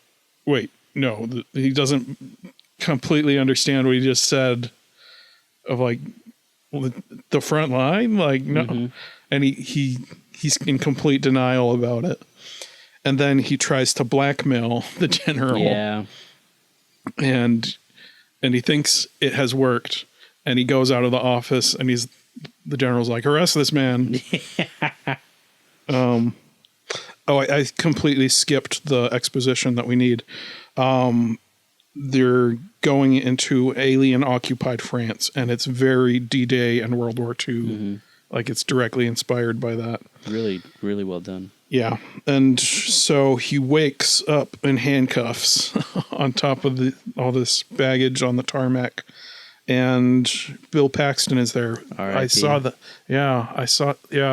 Bill Paxton. I'm like, Bill Paxton, like, when did he die? He died a while back now. I think 2017 is when it said. Great role in that movie, though. Yeah, so good. So yeah, Bill Paxton puts him in his place. He tries to make a call, but he goes to the tent where he says the phone is, and there's nothing in there, and he's like. So he's tricked him into. Yeah, he's trying to I'll and then he just throws him in with the grunts. And then he's got his whole spiel about the fiery crucible of battle, and it's going to redeem you and refine you. And then he finds the cards, and that's a great opportunity to bring in. It's this great screenwriting, by the way, of they don't just use the cards as, oh no, they were gambling in here and they just found it out. It's also to introduce the it might be a little blunt, but I do love the way they do it, of Bill Paxton saying, I don't like gambling because you don't have control of your own fate, which is exactly what you're going to go into in this movie if he takes control of his own fate. But, so then there's a lot of religious terminology that this guy uses, which is great. Yeah. Like he uses that metaphor, and he's like, tomorrow morning you will be baptized and Isn't it baptized born in again. hellfire or something? No, well, he just says baptized and born again. But he does say the fiery crucible earlier. So, and he's going to repeat that speech several times because this is our Groundhog Day loop. So it gets funnier as it goes on. Yeah. Then there's the deployment scene where we see all these guys going up to the helicopters in these suits that they have. Introduced to Emily Blunt's character. Yeah. Since she's the angel of what was the Angel town of called? Death. They call it the bitch Verdun. something. The angel of Verdun. So like that whole is just setting up. It's like, the D-Day when they get into Normandy. Yeah. And so they show setting up. They show these guys walking to the planes, and the way that Cruise is walking, like it looks like he can't control the suit. Yeah, and he doesn't know how to do anything. It's very uncharacteristic of Cruise's characters normally, because he usually plays the expert. Yeah. Like in Mission Impossible, he's the expert of the expert. Like that's the literal role that he plays in Mission Impossible. And in this one, he's so opposite to exactly. that. And that's the reason why I love him in this movie so much, is because it kind of shows his different acting chops. Like you said, he's not the expert in this one. So I love it for that reason. And so he goes from everyman to expert in this movie, but he also goes from coward to hero. Mm-hmm. And so that'll be his arc.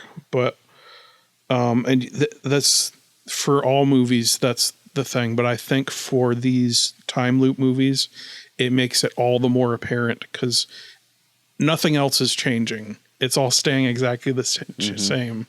So you see them against this non-changing backdrop, changing ever gradually and going up.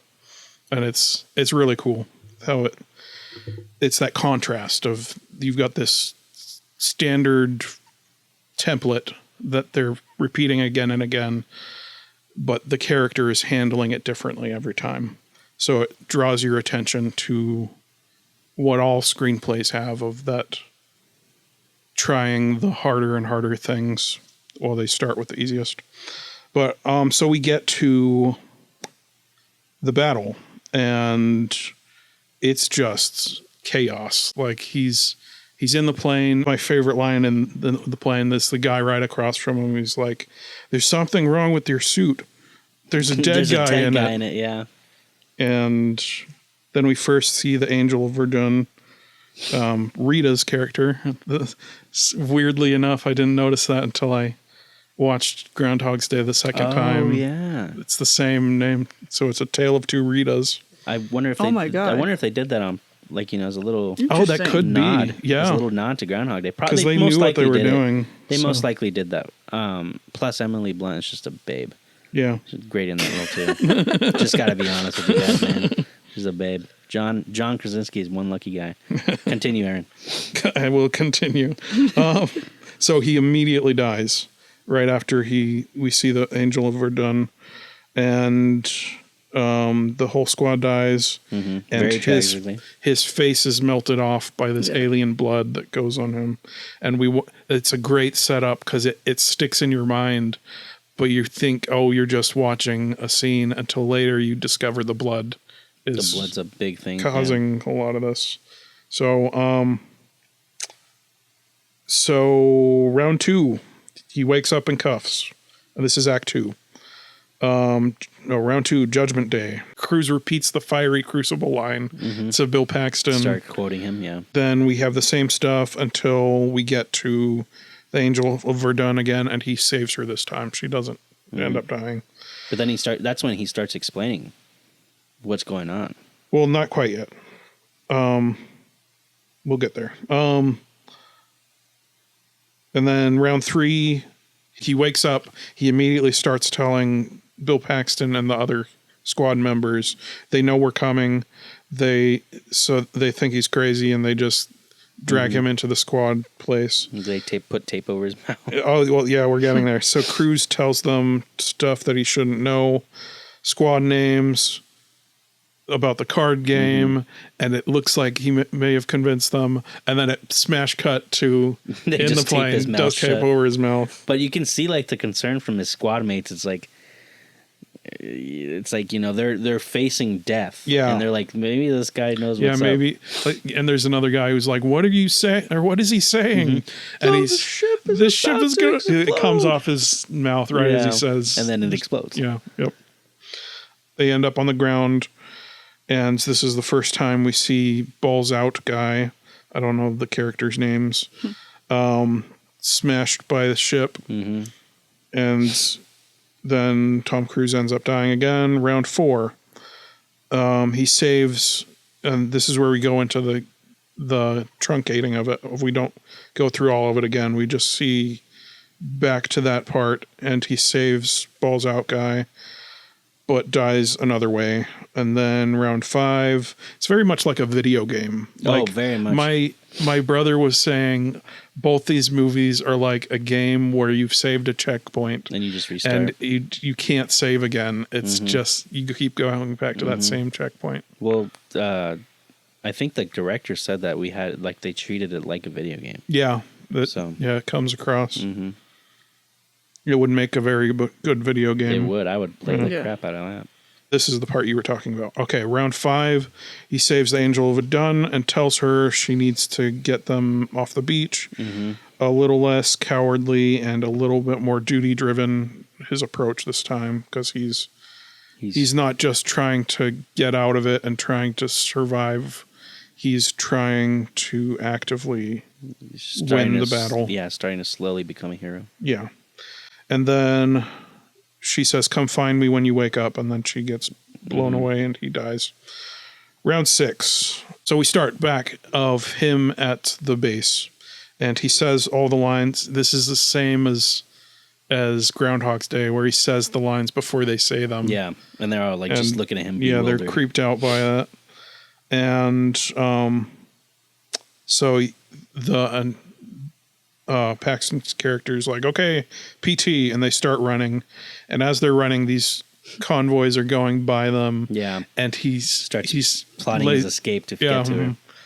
Yeah, so he lays down and he rolls under a convoy, gets smashed. And everybody else is like, oh. I like how they don't show it. They just show Bill Paxton coming up and looking at the ground like, what the hell happened? It's really funny how they it's a more serious movie than compared to like Groundhog Day. Yeah. But they have the comedy aspects, like this whole montage of him trying to escape to get to Emily Blunt and just dying. Yeah, it's a great, There's a lot of great ways to do comedy with this trope of the time loop. Well done. Yeah, very, very well done. So round 7. So he successfully rolls under the truck. He finds Angel of Verdun. She's like, who said you could talk to me? And he's like, you did. And she knows what's happening. And I predicted this before. They set it up really well. If you could figure it out. I'm like, what if she had this before and that's why she's so good at fighting, because she's been around for so long that she's gotten really good. And that's exactly what happens. She's had exactly what he had, and she tells him it's from the mimic's blood, and she had it. And Verdun is where she almost destroyed the Omega, which is the brain of the aliens. Of the mimics. Yeah, the mimics. At that point, after he figures out all this shows his character. He's like, how do I get rid of this? And he's like, she's like, I need your help to win the war. And so that shows where he is and where he needs to go in just a couple lines.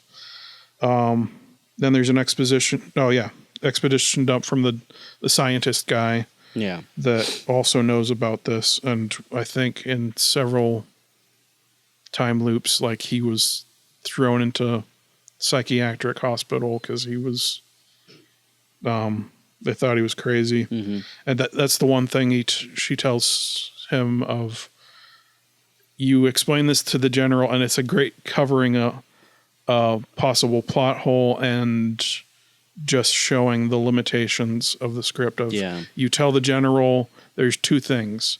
I can't remember the second thing, but it's like he either psychiatric hospital or you go to the psychiatric hospital. And it's like, and if what was the first one you said? I think it's like he either believes you. No, that was it not that? No, it was another thing. It was like I don't remember. Anyway, but the point is he can't tell the general. Because then she explains to him, like, why she doesn't have the ability anymore. Yeah. I think it's funny right after they do this whole holographic presentation of showing the Omega and the alphas are where the blood comes from. And that's why he has it from the beginning. And then right after all this, he's like, first off, great presentation. Because that's his thing. He's the marketing guy. And he thinks they're crazy. Yeah. And then he's like, I'm not even trained for combat. Smash cut to intense training. Yeah, she trains It's great. And then they do a lot of these great smash cuts in this movie. Well, and it's just another montage of him dying. Yeah. Mm-hmm. Brutally. Yeah, he keeps getting his back broken and I'm fine. I can move. No, you can't. Yeah. And then she comes and she shoots him. Mm-hmm. Oh, this is a great joke of, he's like, can I transfer my blood to you? And he's like, yeah, but have you tried everything? He's like, oh, you mean sex? Mm-hmm. Bang. Bang, yeah. It's so great. Mm-hmm. And then they tell him he's going to start having these visions that are going to tell him where the Omega is. And he has his first vision of it. And the Omega's at a dam in the mountains, and there's German writing. Whew. We're going through this quick. Okay, so we get to the get them off the beach montage, which she's like, we got to get, like, that's the problem that's posed for, I think we've passed the midpoint at this point. I think the midpoint was when he realized what the stakes were of he's got to beat the Omega before he can get rid of this time loop thing. So he has to go all the way to the top. So that's great. It creates this big monster in the distance that will be in Act 3 that he has to overcome. Mm-hmm. And since it's about him going from a coward to a hero, that's perfect. So we have this, they have to first, before they can destroy the Omega, they have to get off the beach. So they have this montage of them trying to get off the beach. But them also fighting like badasses. Yeah. Mm-hmm. He saves his squad. Yeah. And they do all sorts of things. They do this part very condensed, but they make it feel like it's not that condensed. Mm-hmm. Like you can see them. They don't do the specifics of what their plans are, but they show little pieces of it. And they're like, okay, I'm going to go to the left.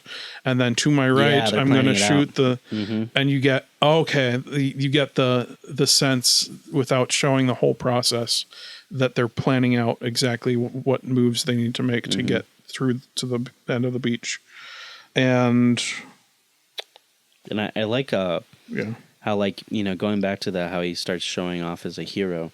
Mm-hmm. Like when he saves his squads, there's a mimic in the ground, and they're like in one of the little, I guess, bomb holes, and he saves them, and he's like doing a badass thing of running in a circle, killing the mimic, and everyone's like in awe of him. It's like this guy right now didn't know how to do anything, and now he's saving our lives. And there's this great shot of Like he's putting him in the suit just like he's done every time, that guy in his squad. And before he was like, where's the safety? Where's the safety? Or how do I turn it off? Mm-hmm. And now he's like, give me 5 grenades. Yeah. Give me this and that. And then we cut to him like stoic faced in the ship. And it's like, okay, he's advanced to where he's knows what he's doing now. I don't need a helmet. He's still he's still a coward. Like he's still doing it for selfish reasons if he just wants to get out of the situation. But they also tie it to Rita in this one, they make it about her, why he stops being a coward. Yeah. So he starts caring, which may have been directly inspired by Groundhog Day as well. I 100% believe that they had a lot of influence. Yeah, this script was actually originally called All You Need Is Kill, and I heard that the original draft of it was just crazy. Like I don't know what stuff was in it, but I also know that another name for it goes by this name in foreign countries, Live Die Repeat. Yeah, Live Die Repeat. Mm-hmm. That's what was on the posters. Just the tagline or the is that the tagline? Anyway, whatever you put on the posters. So in this montage of trying to get off the beach, he sees her die several times. Yeah. And then we cut to, it's so great, like the editing. So it cuts to her staring off camera and she's like, have I got something on my face? And he's just staring at her. Like we get it. It's very good visual storytelling. But it like cuts from like the are you staring at me for something? It's like, because he's seen her die so many times, and then they show her dead, her face. Well, they showed it before. Yeah, but like it's just like how you can say like how you said earlier is like he's just changing. He's starting to like her and everything like that. But it's also, I like how they do. It's like in Groundhog Day when they don't have to set up the entirety of everything going on. Now they can just cut to specific scenes. Yeah, because he's lived through it. And I'm glad you're saying that right now, because that's exactly what they do in this scene of as he's trying to get off the base. These guys, it's raining, and these guys come in and they're like, "You're not getting off the base," and he's like, "Okay, I'm going to close my eyes and go ahead and try to," and then he dodges all the stuff, and it's like you don't need to have this set up because you're like, oh yeah, he's done this hundreds of times. That's how he's dodging this. He's been punched several dozen times to figure out how to do this. And so then he gets off the base and he goes to a bar in London, and he's skipping out on the fight. Oh yeah, that's when they call him a coward then. Yeah, that old man calls him a coward. And I love there's a great line of, "Why aren't you over there?" He's like, "I've done this, or I've been over there so many times," like yada yada. They don't understand, but you understand with him. And then he does really good. And then he actually gets off the beach, and they steal a minivan, and they're going in this minivan that's got his trailer connected to it. And he told him in the instructions, like, remember to disconnect the trailer. But they still have it, and a mimic was in it. Was it inside it already? Yeah. Okay, it was in the caravan. That's cool. Anyway, but they have to kill this mimic, and then like half the minivan is destroyed. Yeah. And I'm like, I thought of the Star Wars line, and I'm like, we're still driving half a minivan. Still driving half a ship. Yeah. They do a great job of, they don't need the setups at this point too. Like he's talking to her about her boyfriend that died in the past. And I think one other thing, but like, he's talking to her about it as if they've talked about it before, but we don't need to have seen it because we're like, oh yeah, he's done this several times. And I like when that point when they get to like the barn that he doesn't want to proceed with the mission. Yeah. So yeah, because he's like, we can't do the helicopter. He doesn't want to tell her. And this is the part I was talking about where I'll get to it. I'll point it out in just a second. But they find a helicopter outside the barn house. They go in to fix her arm. And then he's like, he goes to get her coffee, and this is really clever. He's like, "You want sugar?" And she's like, "Yeah." He starts to put in one. He's like, "Oh, no, 3 sugars." And she looks at him weird. And it's like, how many times have we done this? And so we've switched into her point of view for this. We're seeing it from her point of view. And, which is a break from what we've been doing the whole movie of his point of view. And so he's like, "We can't go in the helicopter because you die." And she does it anyway. She goes in the helicopter. The mimic comes up and it kills her. And then this is where we have a really huge character moment for him of he knows in this next round that she's going to go to that helicopter and she's going to end up dying. Regardless, so he goes by himself. Yeah. And that's what I'm talking about, of like his caring for her is the impetus for him going on his own and overcoming that cowardice a little bit. And so then we go into the solo round where he goes to, and this is what I thought was the beginning of Act 3. He goes through that whole thing and gets in the helicopter by himself, goes to the dam, and the Omega isn't there, and he just gets killed by these 2. Well, actually, I think he drowns under the thing, but the point is he dies, and he comes back, and so it's kind of an Act 3 fake out of we think he's going to destroy the Omega right there at the dam, and that's what's been set up to this point in the movie. And I thought that was really clever. But then they turn it into a Mission Impossible type heist for Act 3. Yeah. Of they have to go get this device that he plugs into his leg that will hook him in with the wavelength of what, I can't remember exactly what it does. Do you guys remember? I think it just tunes into the frequency of them, isn't it? Yeah, like the alpha to the connection so they can actually find where it's at. Yeah, so the Omega isn't there, and the visions were a trap. And then, so this is an interesting point for me to talk about another aspect of this movie. The craft is so great. Like it knows its stuff, and you know that, and it plays by its rules. Yeah, and but there's 2 ways to do a heist. You either know all the stuff going in, like all the obstacles, or you don't know any of them. The way that you if you do it where you don't know any of them and you just watch them do the heist, that's like the expert one where you're like, you don't know what they're doing, but you think, oh, that's really cool. You don't know how they're going to do it before they do it. But then when they do it, you're like, oh, that's cool. But that's all you get. Just that's cool.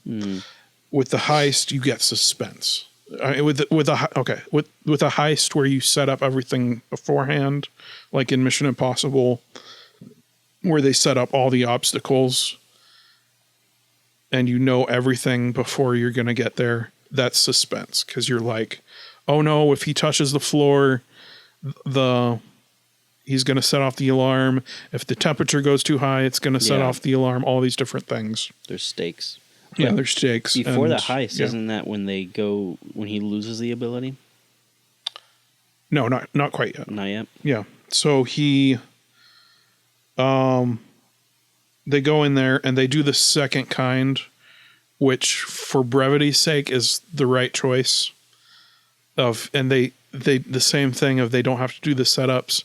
He's like, okay, don't look at that guy because he always recognizes you. Oh, yeah. And he's when like, going to the general. Yeah, and then he turns her like exactly where she needs to go, like knowing where all the people are going to go in the hallway, and to get to the general's office, they do it that way. So it's not played for suspense, but it's played for, oh, that's really cool. And it does work as, oh, that's really cool because, and I think the best thing about it is its brevity. Like you need to get through there to get to more important things. So they just do it once. Yeah. So they have to convince the general to let them take the thing from the safe. And they do that the same way of they just play it once, but the tension is really there of it's really hard to convince him. And they play it that they've tried multiple ways. They've tried multiple ways, yeah. But he's like, I'm just going to try it this way to see what happens. And I mean, it ends up working.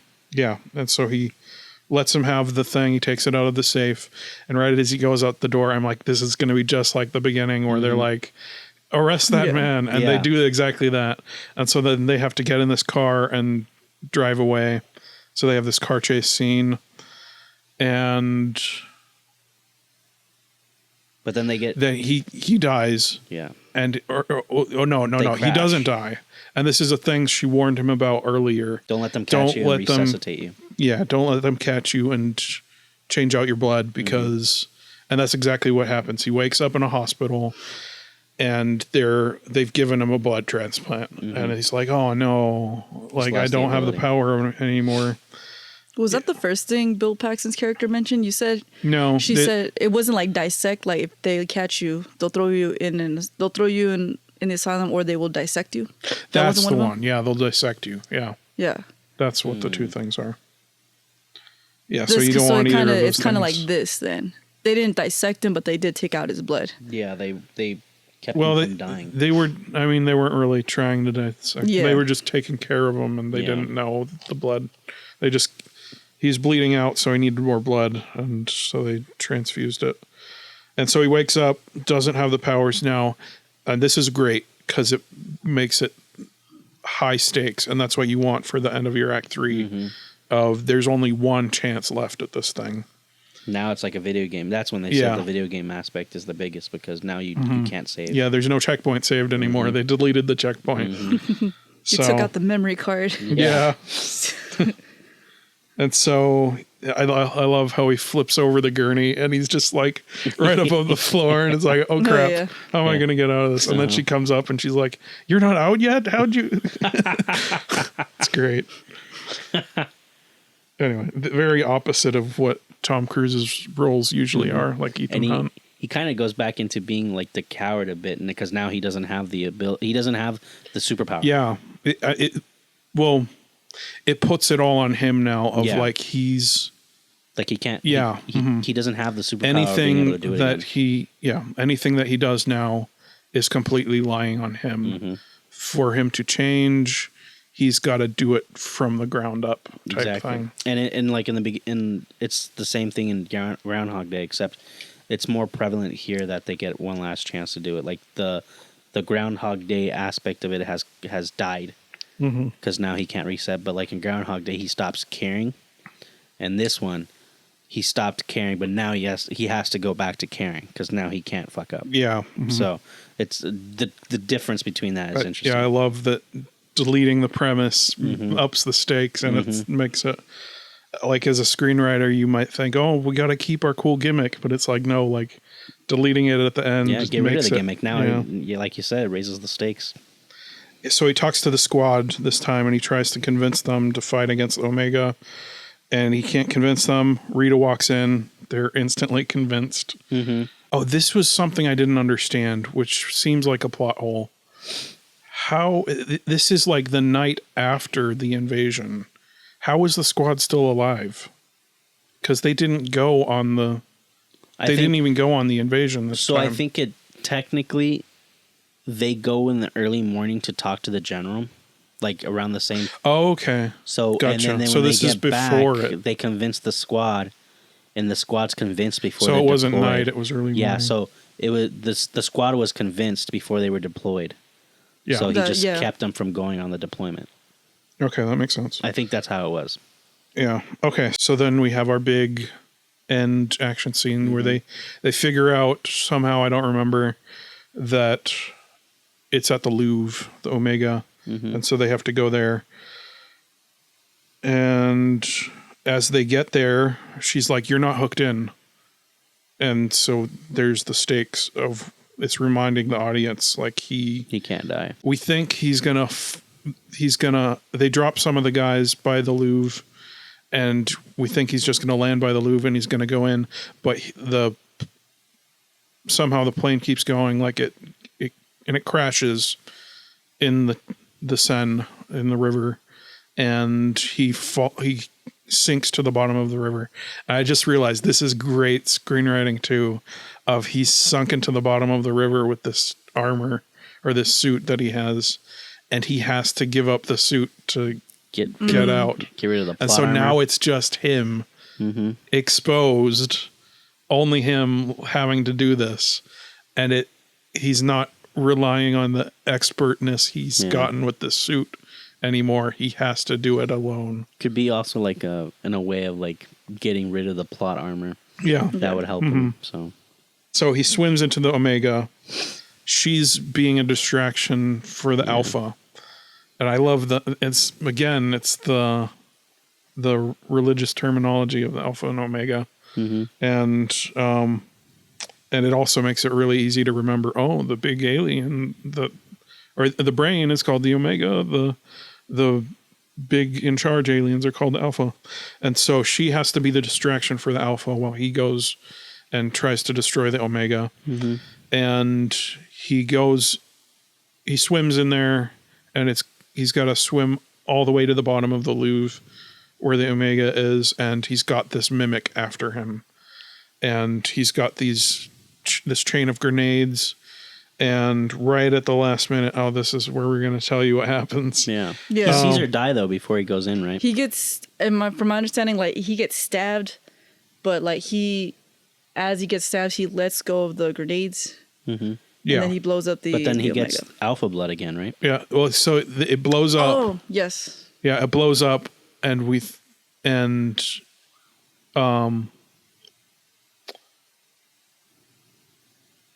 blows up the Omega. We think all is lost. Like he's dead. Basically, he's underwater. He's gonna drown. He's been stabbed. He's sure, he destroyed the thing, but both our main characters are dead.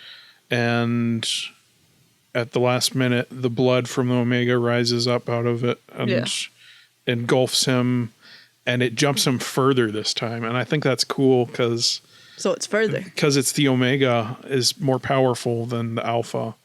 So that's why he jumped further, is what I think. So the ending. Yeah, the ending. We're gonna tell Karina the last 10 minutes. He kills it, and then as Aaron was saying, the blood engulfs him, and he resets back even further.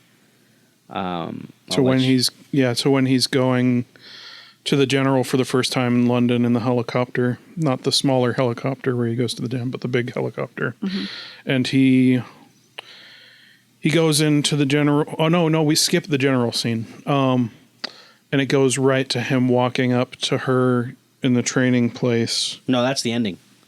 Or that's the ending. Yeah. So I think that's all there is. I thought it reset him back to the training base, but instead of waking up in cuffs this time, he wakes up back as his status. So we skip past the whole going through the boot camp thing because this time when he talks to the general, he's not a coward anymore. He's not trying to run. So he walks into the squad place with his hat still on and he still has he's not in cuffs. He's still yeah. And so he talks to them. I don't remember what he says. I forgot what he says too, but he's talking to them, and like he knows them, yeah. And he does know them. They just don't know him. And then so he goes into. Let me get this right.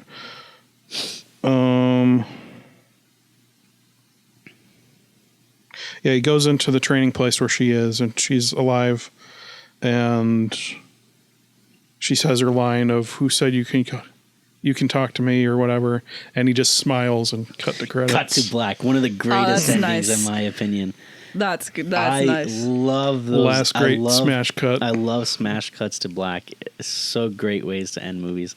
It's like funny. He doesn't have to say anything. You get it. He just it's smiles. Like she's just alive. He just smiles because he knows that he's happy that she's alive. Because we don't need anything as an audience. We don't need anything else. We know how it's going to go down. It's such a subtle love story. It's like it's minimalist to all he has to do is smile at the end, and like everything is bright in the it's world. good. She's still there. They won the war. They fought the aliens off, and she's still alive.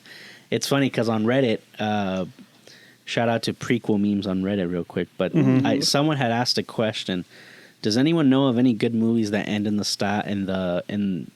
smash cut style? And I had suggested Edge of Tomorrow. Yeah.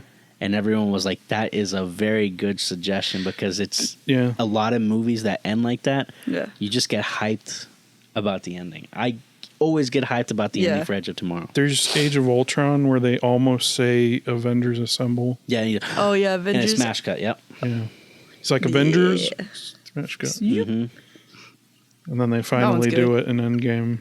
The Sopranos. Yeah. But I guess that's not a movie. Kind of that's less of a smash cut and just feels like a mistake cut. Yeah. That one would be. That one's more still infamous. Pissed off about it. You got to have a setup for a smash cut. Yeah.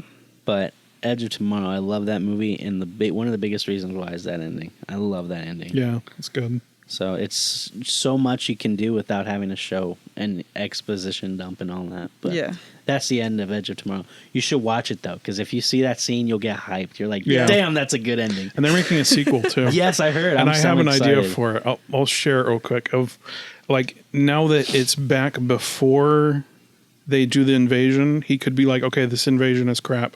And they'll listen to him now because he's still got his he has all the knowledge status. Of everything, yeah. Well, I mean, like he's not in cuffs on the front line, just a grunt. They'll listen to him now, and it'll be like a war rather than just one battle. Mm-hmm. Very strategic now. Trying to get rid of all the mimics in Europe. I'm excited. That European area. Anyway, I wonder if it's going to play with that trope again, though, or not. Probably. I mean, that's what the thing is. I feel like it is, but like you get what I mean. Like they could go a different route. It wouldn't make sense, but they could if they wanted to. Is it confirmed that they're going to make a sequel? Yeah. Okay. I'm pretty sure. Because I've heard it's been thrown around for maybe almost 10 years now that they were going to make a sequel since the first one, but it's never came to fruition. I don't know. I think they finally got someone to pen the script or something like that. It's definitely going to happen at some point. I don't know when, but it's in the That'd books. be interesting. Okay. So. Yeah, so that's our review of Edge of Tomorrow. Mm-hmm. That's great. So now we go crisscross. Okay. Every once in a while, two films will share a bond to transcend time, space, and even genre. These similarities go down to their DNA. So let's dissect and deconstruct, compare, and contrast. It's time to go crisscross. Crisscross. Yeah, so this is where I want you guys to throw in any crazy ideas that you have, but I've got a list of stuff we can start with. So first off, there's the gimmick, which for lack of a word, I call it the gimmick, but it's basically the premise of it, the time loop. So we talked about a couple of them earlier, but it's Groundhog Day is the entire. You don't know why he's in there, but the entirety of the movie up until the very last minute or so is he finally breaks out of it. And then in Edge of Tomorrow, it has the gimmick, but then he loses that gimmick and it becomes the stakes are higher. Yeah, it's so great the way they do that. It's kind of like, it becomes almost a whole different movie towards the end because they lose that gimmick.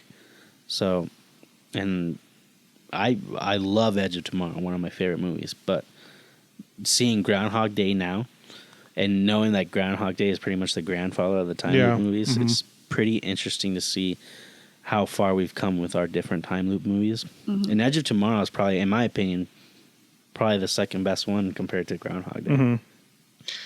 That's my favorite thing about it is I talked about it before, but how it shows the contrast of the character progression. Like you can see it much easier because it's like nothing else is changing. It's just doing the same thing over and over again, but the character handles it differently every time. Yeah. And they do this in normal movies where they take steps of each challenge that they handle, or each new plan that they try with it, they they start with the easiest stuff and they do progressively harder and harder things until eventually at the end they've changed to a person that they would not have been at the beginning. Yeah. Mm-hmm. Yeah. And compared to Phil Connors's like situation, Cage has no time to like catch his breath. Like Phil Connors, he's like, he can afford to take a stroll around like the city, the town. But Cage, like from the get-go, from the moment he wakes up, it's like go time. Like you gotta stick to the plan. He has like no time to rest. Action movie Groundhog's Day. Yeah. You can't breathe. Yeah. I mean, yeah, because Edge of Tomorrow is an action movie, you're more at the edge of your seat. But I think that element that like he has no time to rest, like it's like go time. Almost every second of like his day just makes it just that much more like just of an tense. Adrenaline rush. Yeah. Piggybacking off of that one, a contrast is that in Groundhog Day he has the time and he learns to change. Whereas in Edge of Tomorrow, he's kind of forced to change. He's forced to change. But then he also... It's like change or die. Exactly. He change or die, but then he ends up accepting, because he falls for Rita, so he ends up accepting that change. Yeah, so it's the same thing. Like the girl is there to represent the change. And how you said it, she's most likely called Rita because of Groundhog Day. Yeah, 100%. That's probably right. So... No, Edge of Tomorrow does an excellent job of already taking a concept that exists and that has worked and just like taking it further. And I think it's just... And turning it on its head. Done so well. Turning it on its head, giving it new rules. Like also, the time loop is still the same, but the new rule is like you die and that's when it starts over. Whereas Groundhog Day is the whole day. And also not resting on the laurels of the concept. Because they could have easily just carried the time loop thing all the way to the end, but they throw it away at the end because it ups the stakes, like we've said multiple times. So, both movies are great for time loop movies because, to be honest with you, when I think of time loop movies, now I will think of Groundhog Day, but I've always referred to Edge of Tomorrow. So, and it's just like they do it well, they dissect themselves enough well, and they also adhere to their own rules very well. There's a lot of movies nowadays that do the time loop. I forgot which time loop movie. There was one by Michael Bay that I saw. Oh, jeez. And that one was like a huge mess. Yeah. Oof. And it's just like so many. He doesn't have rules. the he doesn't have the patience. Yeah, that's true. To take his time and show what's going on. So, just Bayhem. Exactly. So it's just interesting because they've got like Bayhem-y type stuff all over the place in this movie. Oh, in Edge of Tomorrow, but it does its craft to contain it. It contains the structure of it, and within these little capsules of the different days, you've got this crazy action that you can hardly tell what's happening. Yeah, and it's Groundhog Day with action well done. Yeah. So cool. So another thing I noticed that's a similarity is it plays from there's a scene or two that play from the other characters' perspectives in both of the movies. So usually, I mean, it sticks within Phil's perspective or Cage's perspective for the whole movie, and they break away from that in Groundhog's Day in the stealing the groundhog chase. Yeah. So that's all played from Rita and Larry's and the morgue scene. And I'm trying to, the morgue scene too. I'm trying to think like what is the purpose of doing that? I think I felt as if it was to add some levity to the situation. Yeah. Because at this point he's already like he's snapped. He snapped. This is like his only solution is to kill himself now. So showing it from the perspective, and it kind of also puts us back in the audience perspective of like, man, he's freaking crazy because they're like, he's crazy. What is he doing? Mm-hmm. And like because they don't know what he's going through. Mm-hmm. So I feel like they kind of have to show it from the not necessarily the foils, but like also the Rita's character. Like, this is madness to them, not to him. Mm-hmm. And the same thing with Rita's perspective in Edge of Tomorrow. It's like he's so controlling of they should just stay there as long as they can because past this point she dies. Mm-hmm. And she's like, no, this has to. We're continuing the mission because in that scene they her vulnerability comes out. She becomes vulnerable. She talks to him, and they start falling for each other. But then he makes the mistake of like listing off the things she likes and doesn't like. It's like, how many times we've been here, and she snaps back into it. It's like, no, we got to proceed with the mission. Mm-hmm. And you can't get attached. So it kind of reels us back into is like, this is not a love story movie right now. This is like this is saving the world kind of thing. And Groundhog Day is like it's he steals the Groundhog Day, and to them it's just Groundhog Day. I think especially with I think they both do this actually, but especially with the Edge of Tomorrow one, it puts you more in his perspective. Yeah. Oddly enough, by taking it out of his perspective, because it shows how much he cares about her, and by putting it in her perspective of how many times have we done this. Yeah. And then in the other one, same thing does the same thing. But and then in the morgue scene in Groundhog Day, she is upset that he's dead. Yeah. So it's like she didn't completely dislike him. Mm-hmm. So not necessarily because he hadn't wooed her by that time yet. Yeah. But like Larry was like, oh, well, yeah, whatever, later. But like Rita was upset that he was dead. Mm-hmm.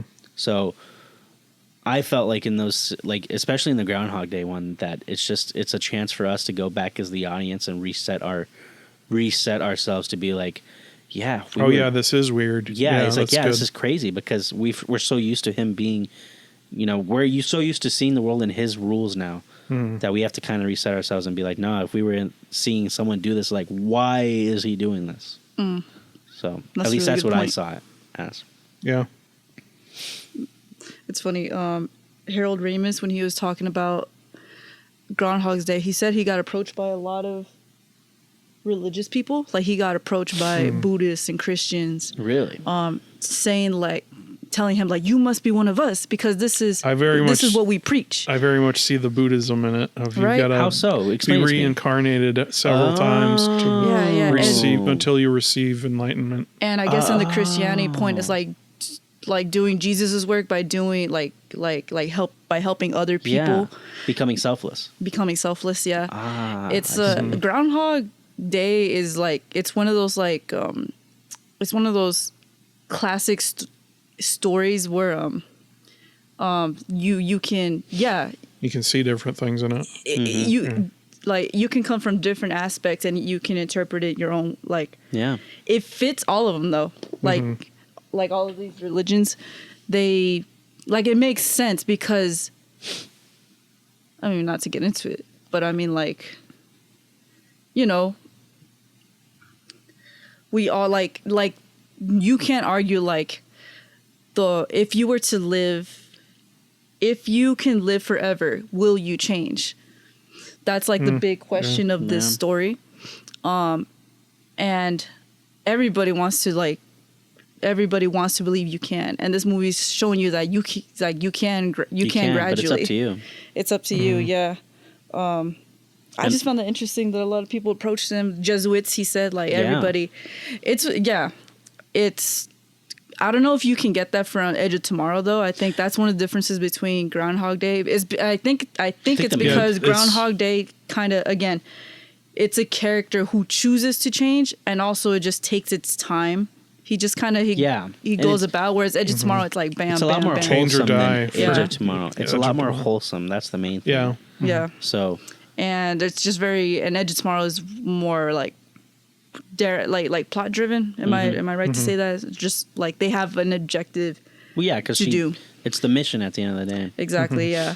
But I find that interesting considering it's the same same gimmick for lack of a better word, but Groundhog Day has more of a spirituality to it. Yeah. Oh, I totally can understand why people would have a strong connection with that. That's cool. Yeah, yeah. I'm sure those were some interesting conversations he had with them. Yeah. Yeah. Like to be a fly on a wall for that. Yeah. But speaking of, like, it's like the immortality thing almost. Like, they become, in a sense, immortal. Yeah. And how you were saying, like, if you could live forever, would you change? And it's like, in a lot of other movies where they deal with immortality, a lot of the times the people who are immortal don't change. Mm-hmm. Yeah. Like when you watch a vampire movie. You know what? They're not really, they'll never change. I feel like Groundhog Day can be a story in the Bible, Yeah. Very in a way. much good, so yeah. Mm-hmm. It's just because it's just telling, with it's just less Bill Murray snarkiness. Yeah, less Bill Murray exactly. snarkiness, less No groundhogs in the Bible. no groundhogs in the Bible, less sexual innuendos, Yeah. less referencing fucking groundhogs. Yeah. Oh, jeez. So, yeah, that's why I think Groundhog is like Groundhog Day is a special movie. It really is. Mm-hmm. It's one of those movies where like no one's like, yeah, that movie's not for me. No, this movie's for like everybody. Yeah. It teaches. It's one of those movies where like its morals, like it applies to every one of us. Yeah. You can be you can be the biggest asshole like Bill Murray's character, but the bigger the asshole, the more this movie applies to you. Yeah. As a matter of fact, Like what Larry said, you moved me or you touched me. It's very much something. Yeah, it's very much like a Christmas Carol. Yeah. Or like Wonderful Life. The Grinch or Wonderful Life, that kind of thing. Yeah. Definitely feel good at the end of the movies. Yeah. And man, I forgot what I was going with this, but it was But I enjoy how Edge of Tomorrow was like, all right, Groundhog Day did the mushy gushy stuff. Now let's like really fucking let's really use this. Let's make it a video game. Let's make it a video game. Change or die, fool. Exactly. Exactly. Yeah. So another thing that happens with this scenario is eventually they give up. Like with this, it's like that inevitable thing of you've got immortality. You're going to get tired of it after a while and you're going to give up. So in Edge of Tomorrow, it's the London bar scene where he drives to the bar and completely avoids going to he's just drinking. And the guy calls him a coward. Thing that instigates that is him seeing Rita die over and over again, and he's like, "There's no point to this." Mm-hmm. And then there's the cold, gray rest of your life in Groundhog's Day, and that's also very similar because it's when Rita rejects him, and then there's the offing himself montage. Yeah. So I just remembered that it kind of can get overlooked, but that scene in Groundhog Day before the everything is gray, like he knows he messed up and he messed his chance up with Rita, but when he goes and sees her, she has no recollection of this. Yeah. But he can still feel the wounds that happened. Mm-hmm. So like he's just looking at her like, and she's all happy and like, "Hey, you ready to do this, Phil?" And he's just like, I can feel the pain I caused you. You just don't remember. You can't. You don't know what happened. Yeah, that would suck. So, and he, as much as he's trying to trick his way into being with her, there is the aspect of he does know her better than she knows him because he's actually spent more time with her. He spent 2 lifetimes. He'll get when they're out and then before. So, but I think it's just inherent to that premise of like you do the same thing over and over again, you're going to give up at a certain point. Yeah. Yeah, I think that's very human.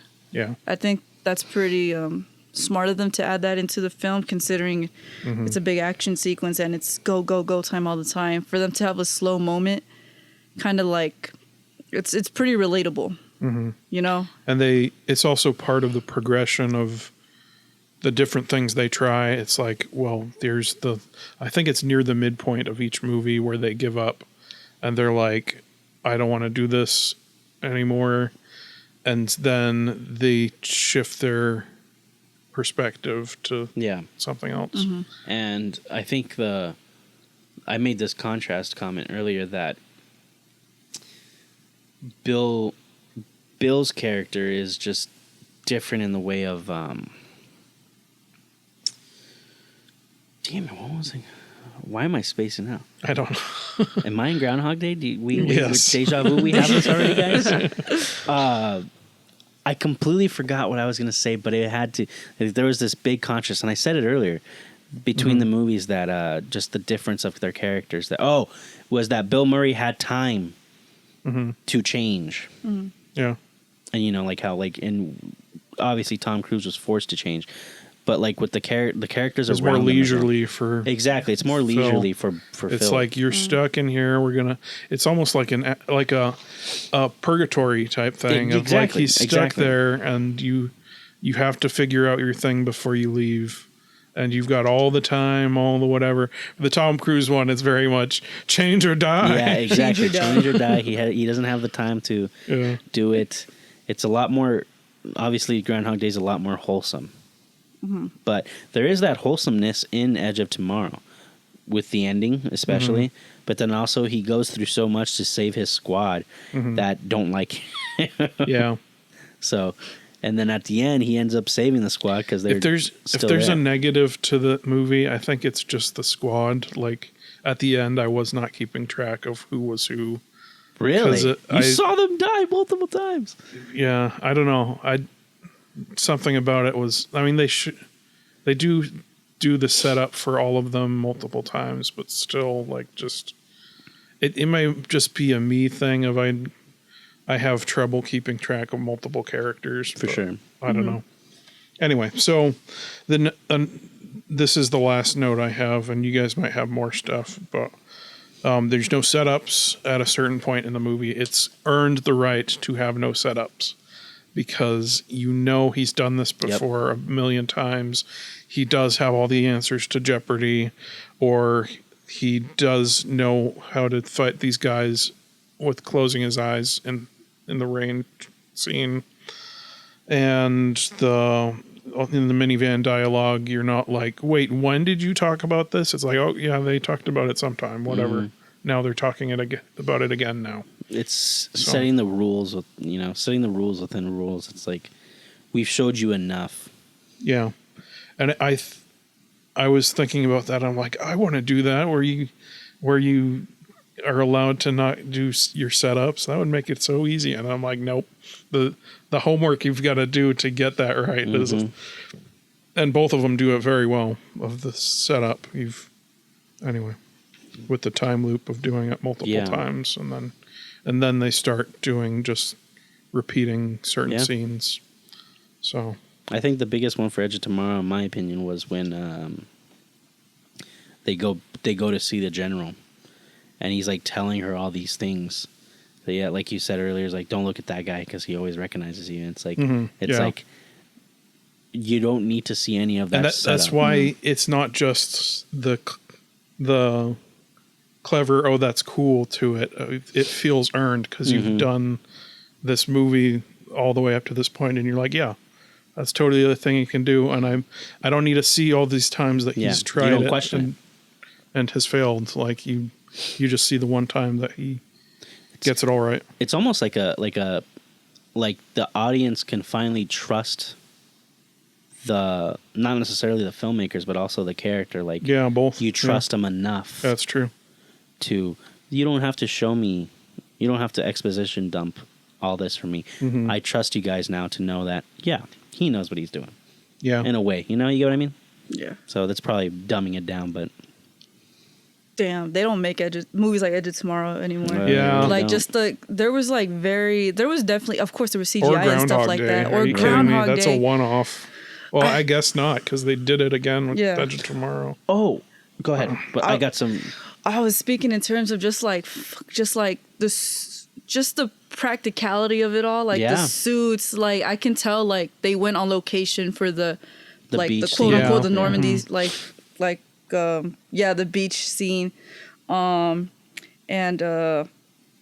there's just, I can tell a set, and there was a lot of sets on Edge of Tomorrow that were like, practical and not green screen. It was just it's just a breath of fresh air compared to the Marvel movies now, where it's on the sound stage. It was so good, and I think you get that. I don't know if it's included in Tom Cruise's contract. Like you need it has to be I require some sort sets. of practicality. Yeah. Exactly, because every time he's in every time he's in a movie, you don't get a lot of CGI. Yeah, Mission Impossible. I mean, there's hardly any CGI now. With that. Exactly. And not spoilery, but that's what I liked about Deadpool and Wolverine is that they're on location for a lot of their shows. Oh yeah. Oh, that's true. Yeah. So, but I wanted to bring 2 other movies that I forgot that were actually did pretty well. But Happy Death Day 1 and 2. Oh, I've are never those seen it. They're actually repeat they're movies? they're repeat movies. Okay. Really? Very well done in my opinion. Yeah. I went in for watching the first one like, this is gonna be bad. I was like, wow, this was actually not bad at all. There's another indie one that I can't remember. I think it might have what's her name in it? Aubrey Plaza. Wait, is it like a pool movie? Like a Yes. hotel movie? I think it stars Andy Samberg. Damn. I heard about it, but I haven't seen it. But I think I know what you're talking about. I know. Wait, is it I know called what you. Palm I don't Springs? remember. Yes. probably- That's what it is. That's another time loop movie. I haven't seen that one yet though. I haven't seen I'll it have to either. watch that and compare it. But We're not Happy doing an Death Day. episode for it because we've already done this. No, but, for yeah. sure. But I would suggest that you guys watch Happy Death Day 1 and 2. They're really good. Yeah. Nice. Okay. They play with that trope. Mm-hmm. They're obviously not as wholesome as like Groundhog Day or Edge of Tomorrow, but they have fun with the trope. Mm-hmm. They really do have fun with it. Be interesting to see how or if they do character arcs for those ones. The character arcs, I think the character arcs are different from the first one to the second one. Mm-hmm. And you can really tell. I would suggest just watching them. I won't talk about them anymore, but they're really good watches. Really good watches. Cool. Aaron, Yeah. before we sign off, what's the next genre crisscross you have in? Well, okay. So we've actually got one more thing to do before we get there. Okay. But I will say it. We got to do our star ratings for the movies. Okay. So, so for Groundhog Day, Christian, you want to go first? Is there do you have a Just out of what? 5. Out of 5? Yeah. I would say it's like Groundhog Day is definitely like a 5, at least for me. Cool. And then yeah. Nice. I would give Groundhog Day a 4 out of 5. Yeah. Only because like objectively, I understand it's a really good it's a 5 out of 5 objectively. I just think I'm so plagued with like just like the movies of nowadays, you know, like Marvel and Edge of Tomorrow, that something so sweet like Groundhog Day is not it's not like a. We don't crave it. It doesn't as much. suffice me as much. We don't crave it as much as we used to. It is like a nice little treat. Mm-hmm. Yeah. It's not like a meal to me, but it is like a nice little treat that I don't mind having every once in a while. It's a good break Right. from what we get now. Actually, yeah, that's a good point. So a 4 out of 5 for me. Cool. Okay, I'll give it a 5 out of 5 too. Nice. I mean, it's a classic for me. Like it's like I said, it was a staple in my house when I grew up, and it's not just that. Like that's like I don't know, one of the best movies of all time. Yeah, it's a very good movie. Yeah, classic that just will stand the test of time and in more than ways than one. Because of the time loop. Anyway, but the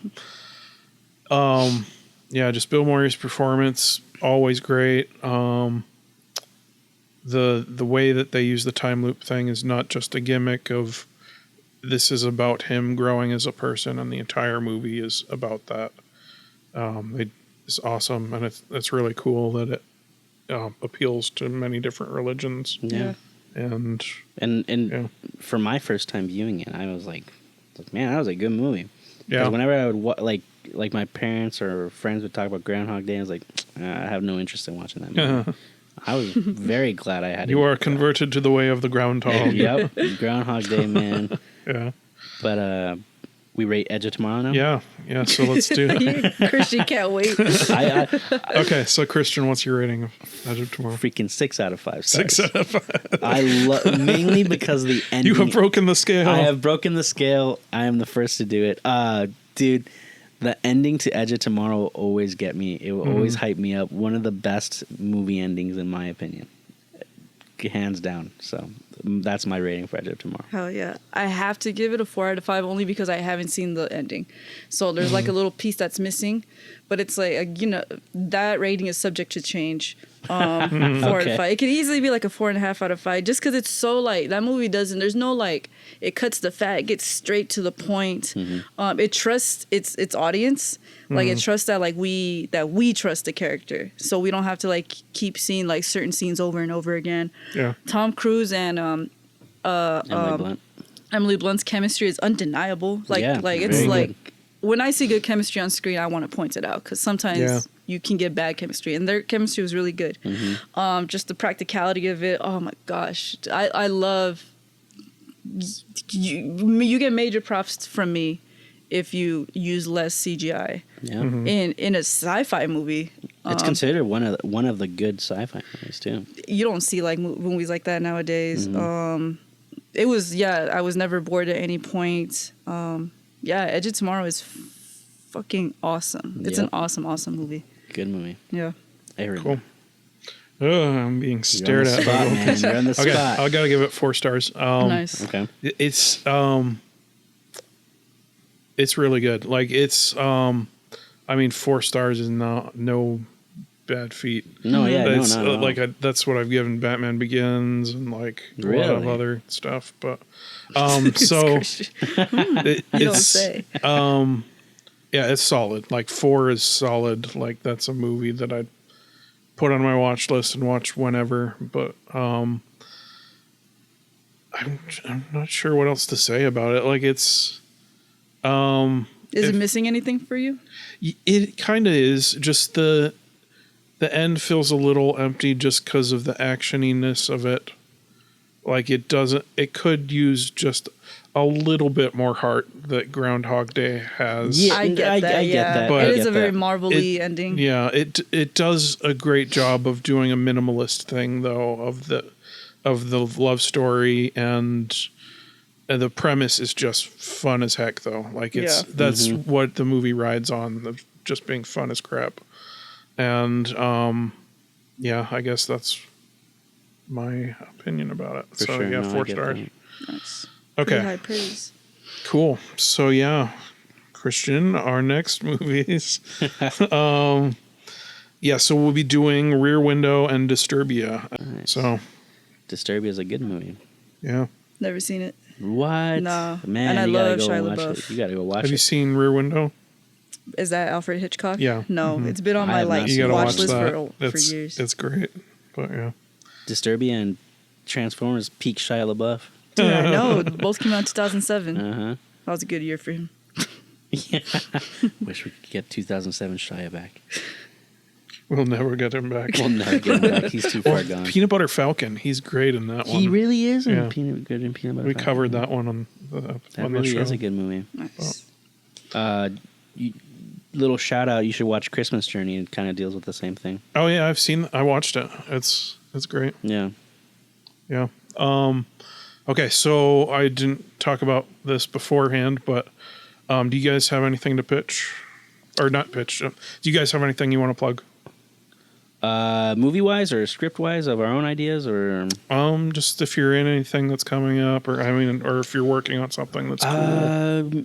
Me and stuff. Well, Sundown, the one that it was a little vampire short. Oh yeah, he was telling me about that. Yeah, so hopefully it'll come back around when we can start submitting into festivals again. Nice, cool. And we might hit you up about. Yeah, I haven't seen it. I'd love to see it if you got it somewhere. I'd love to do a screening. Of it. Hell yeah. It's nothing's fancy. It'll probably be like at a friend's house, but that'd be cool.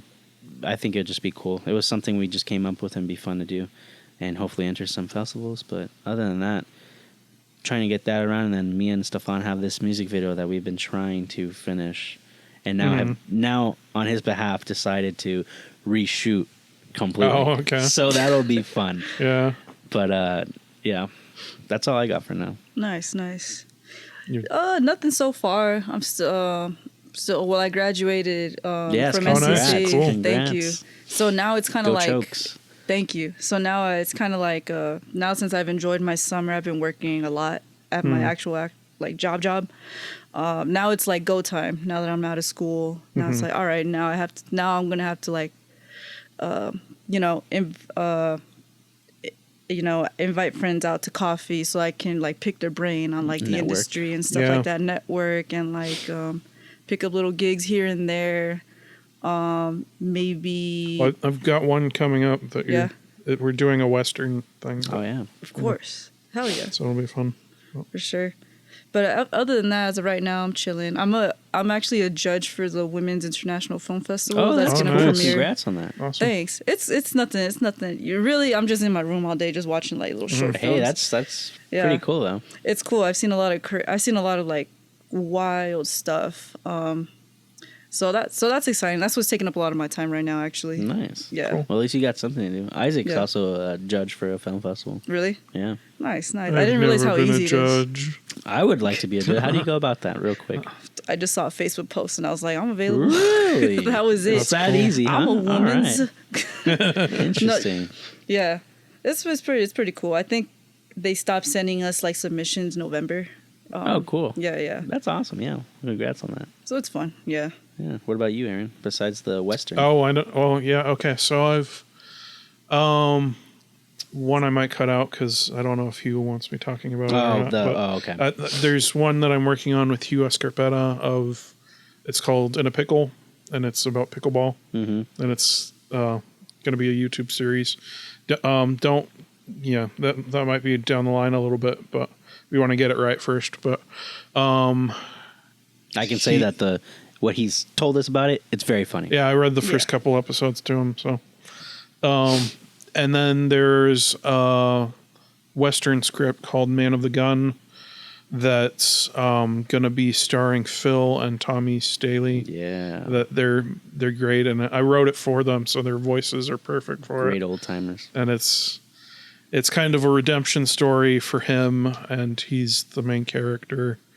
And it flashes back to his younger days when he's a bandit and robbing these pioneers coming across the plains. And if I remember correctly, you wanted to make this as sort of as a proof of concept short, and then eventually do a feature. Well, right? Not really. I started it as a short, but now it's turning into I've got a feature idea for it. Oh, really? So, yeah. Oh, cool. Nice. Oh, hell yeah. So it's kind of backwards of what happened with Time Haunt. Yeah.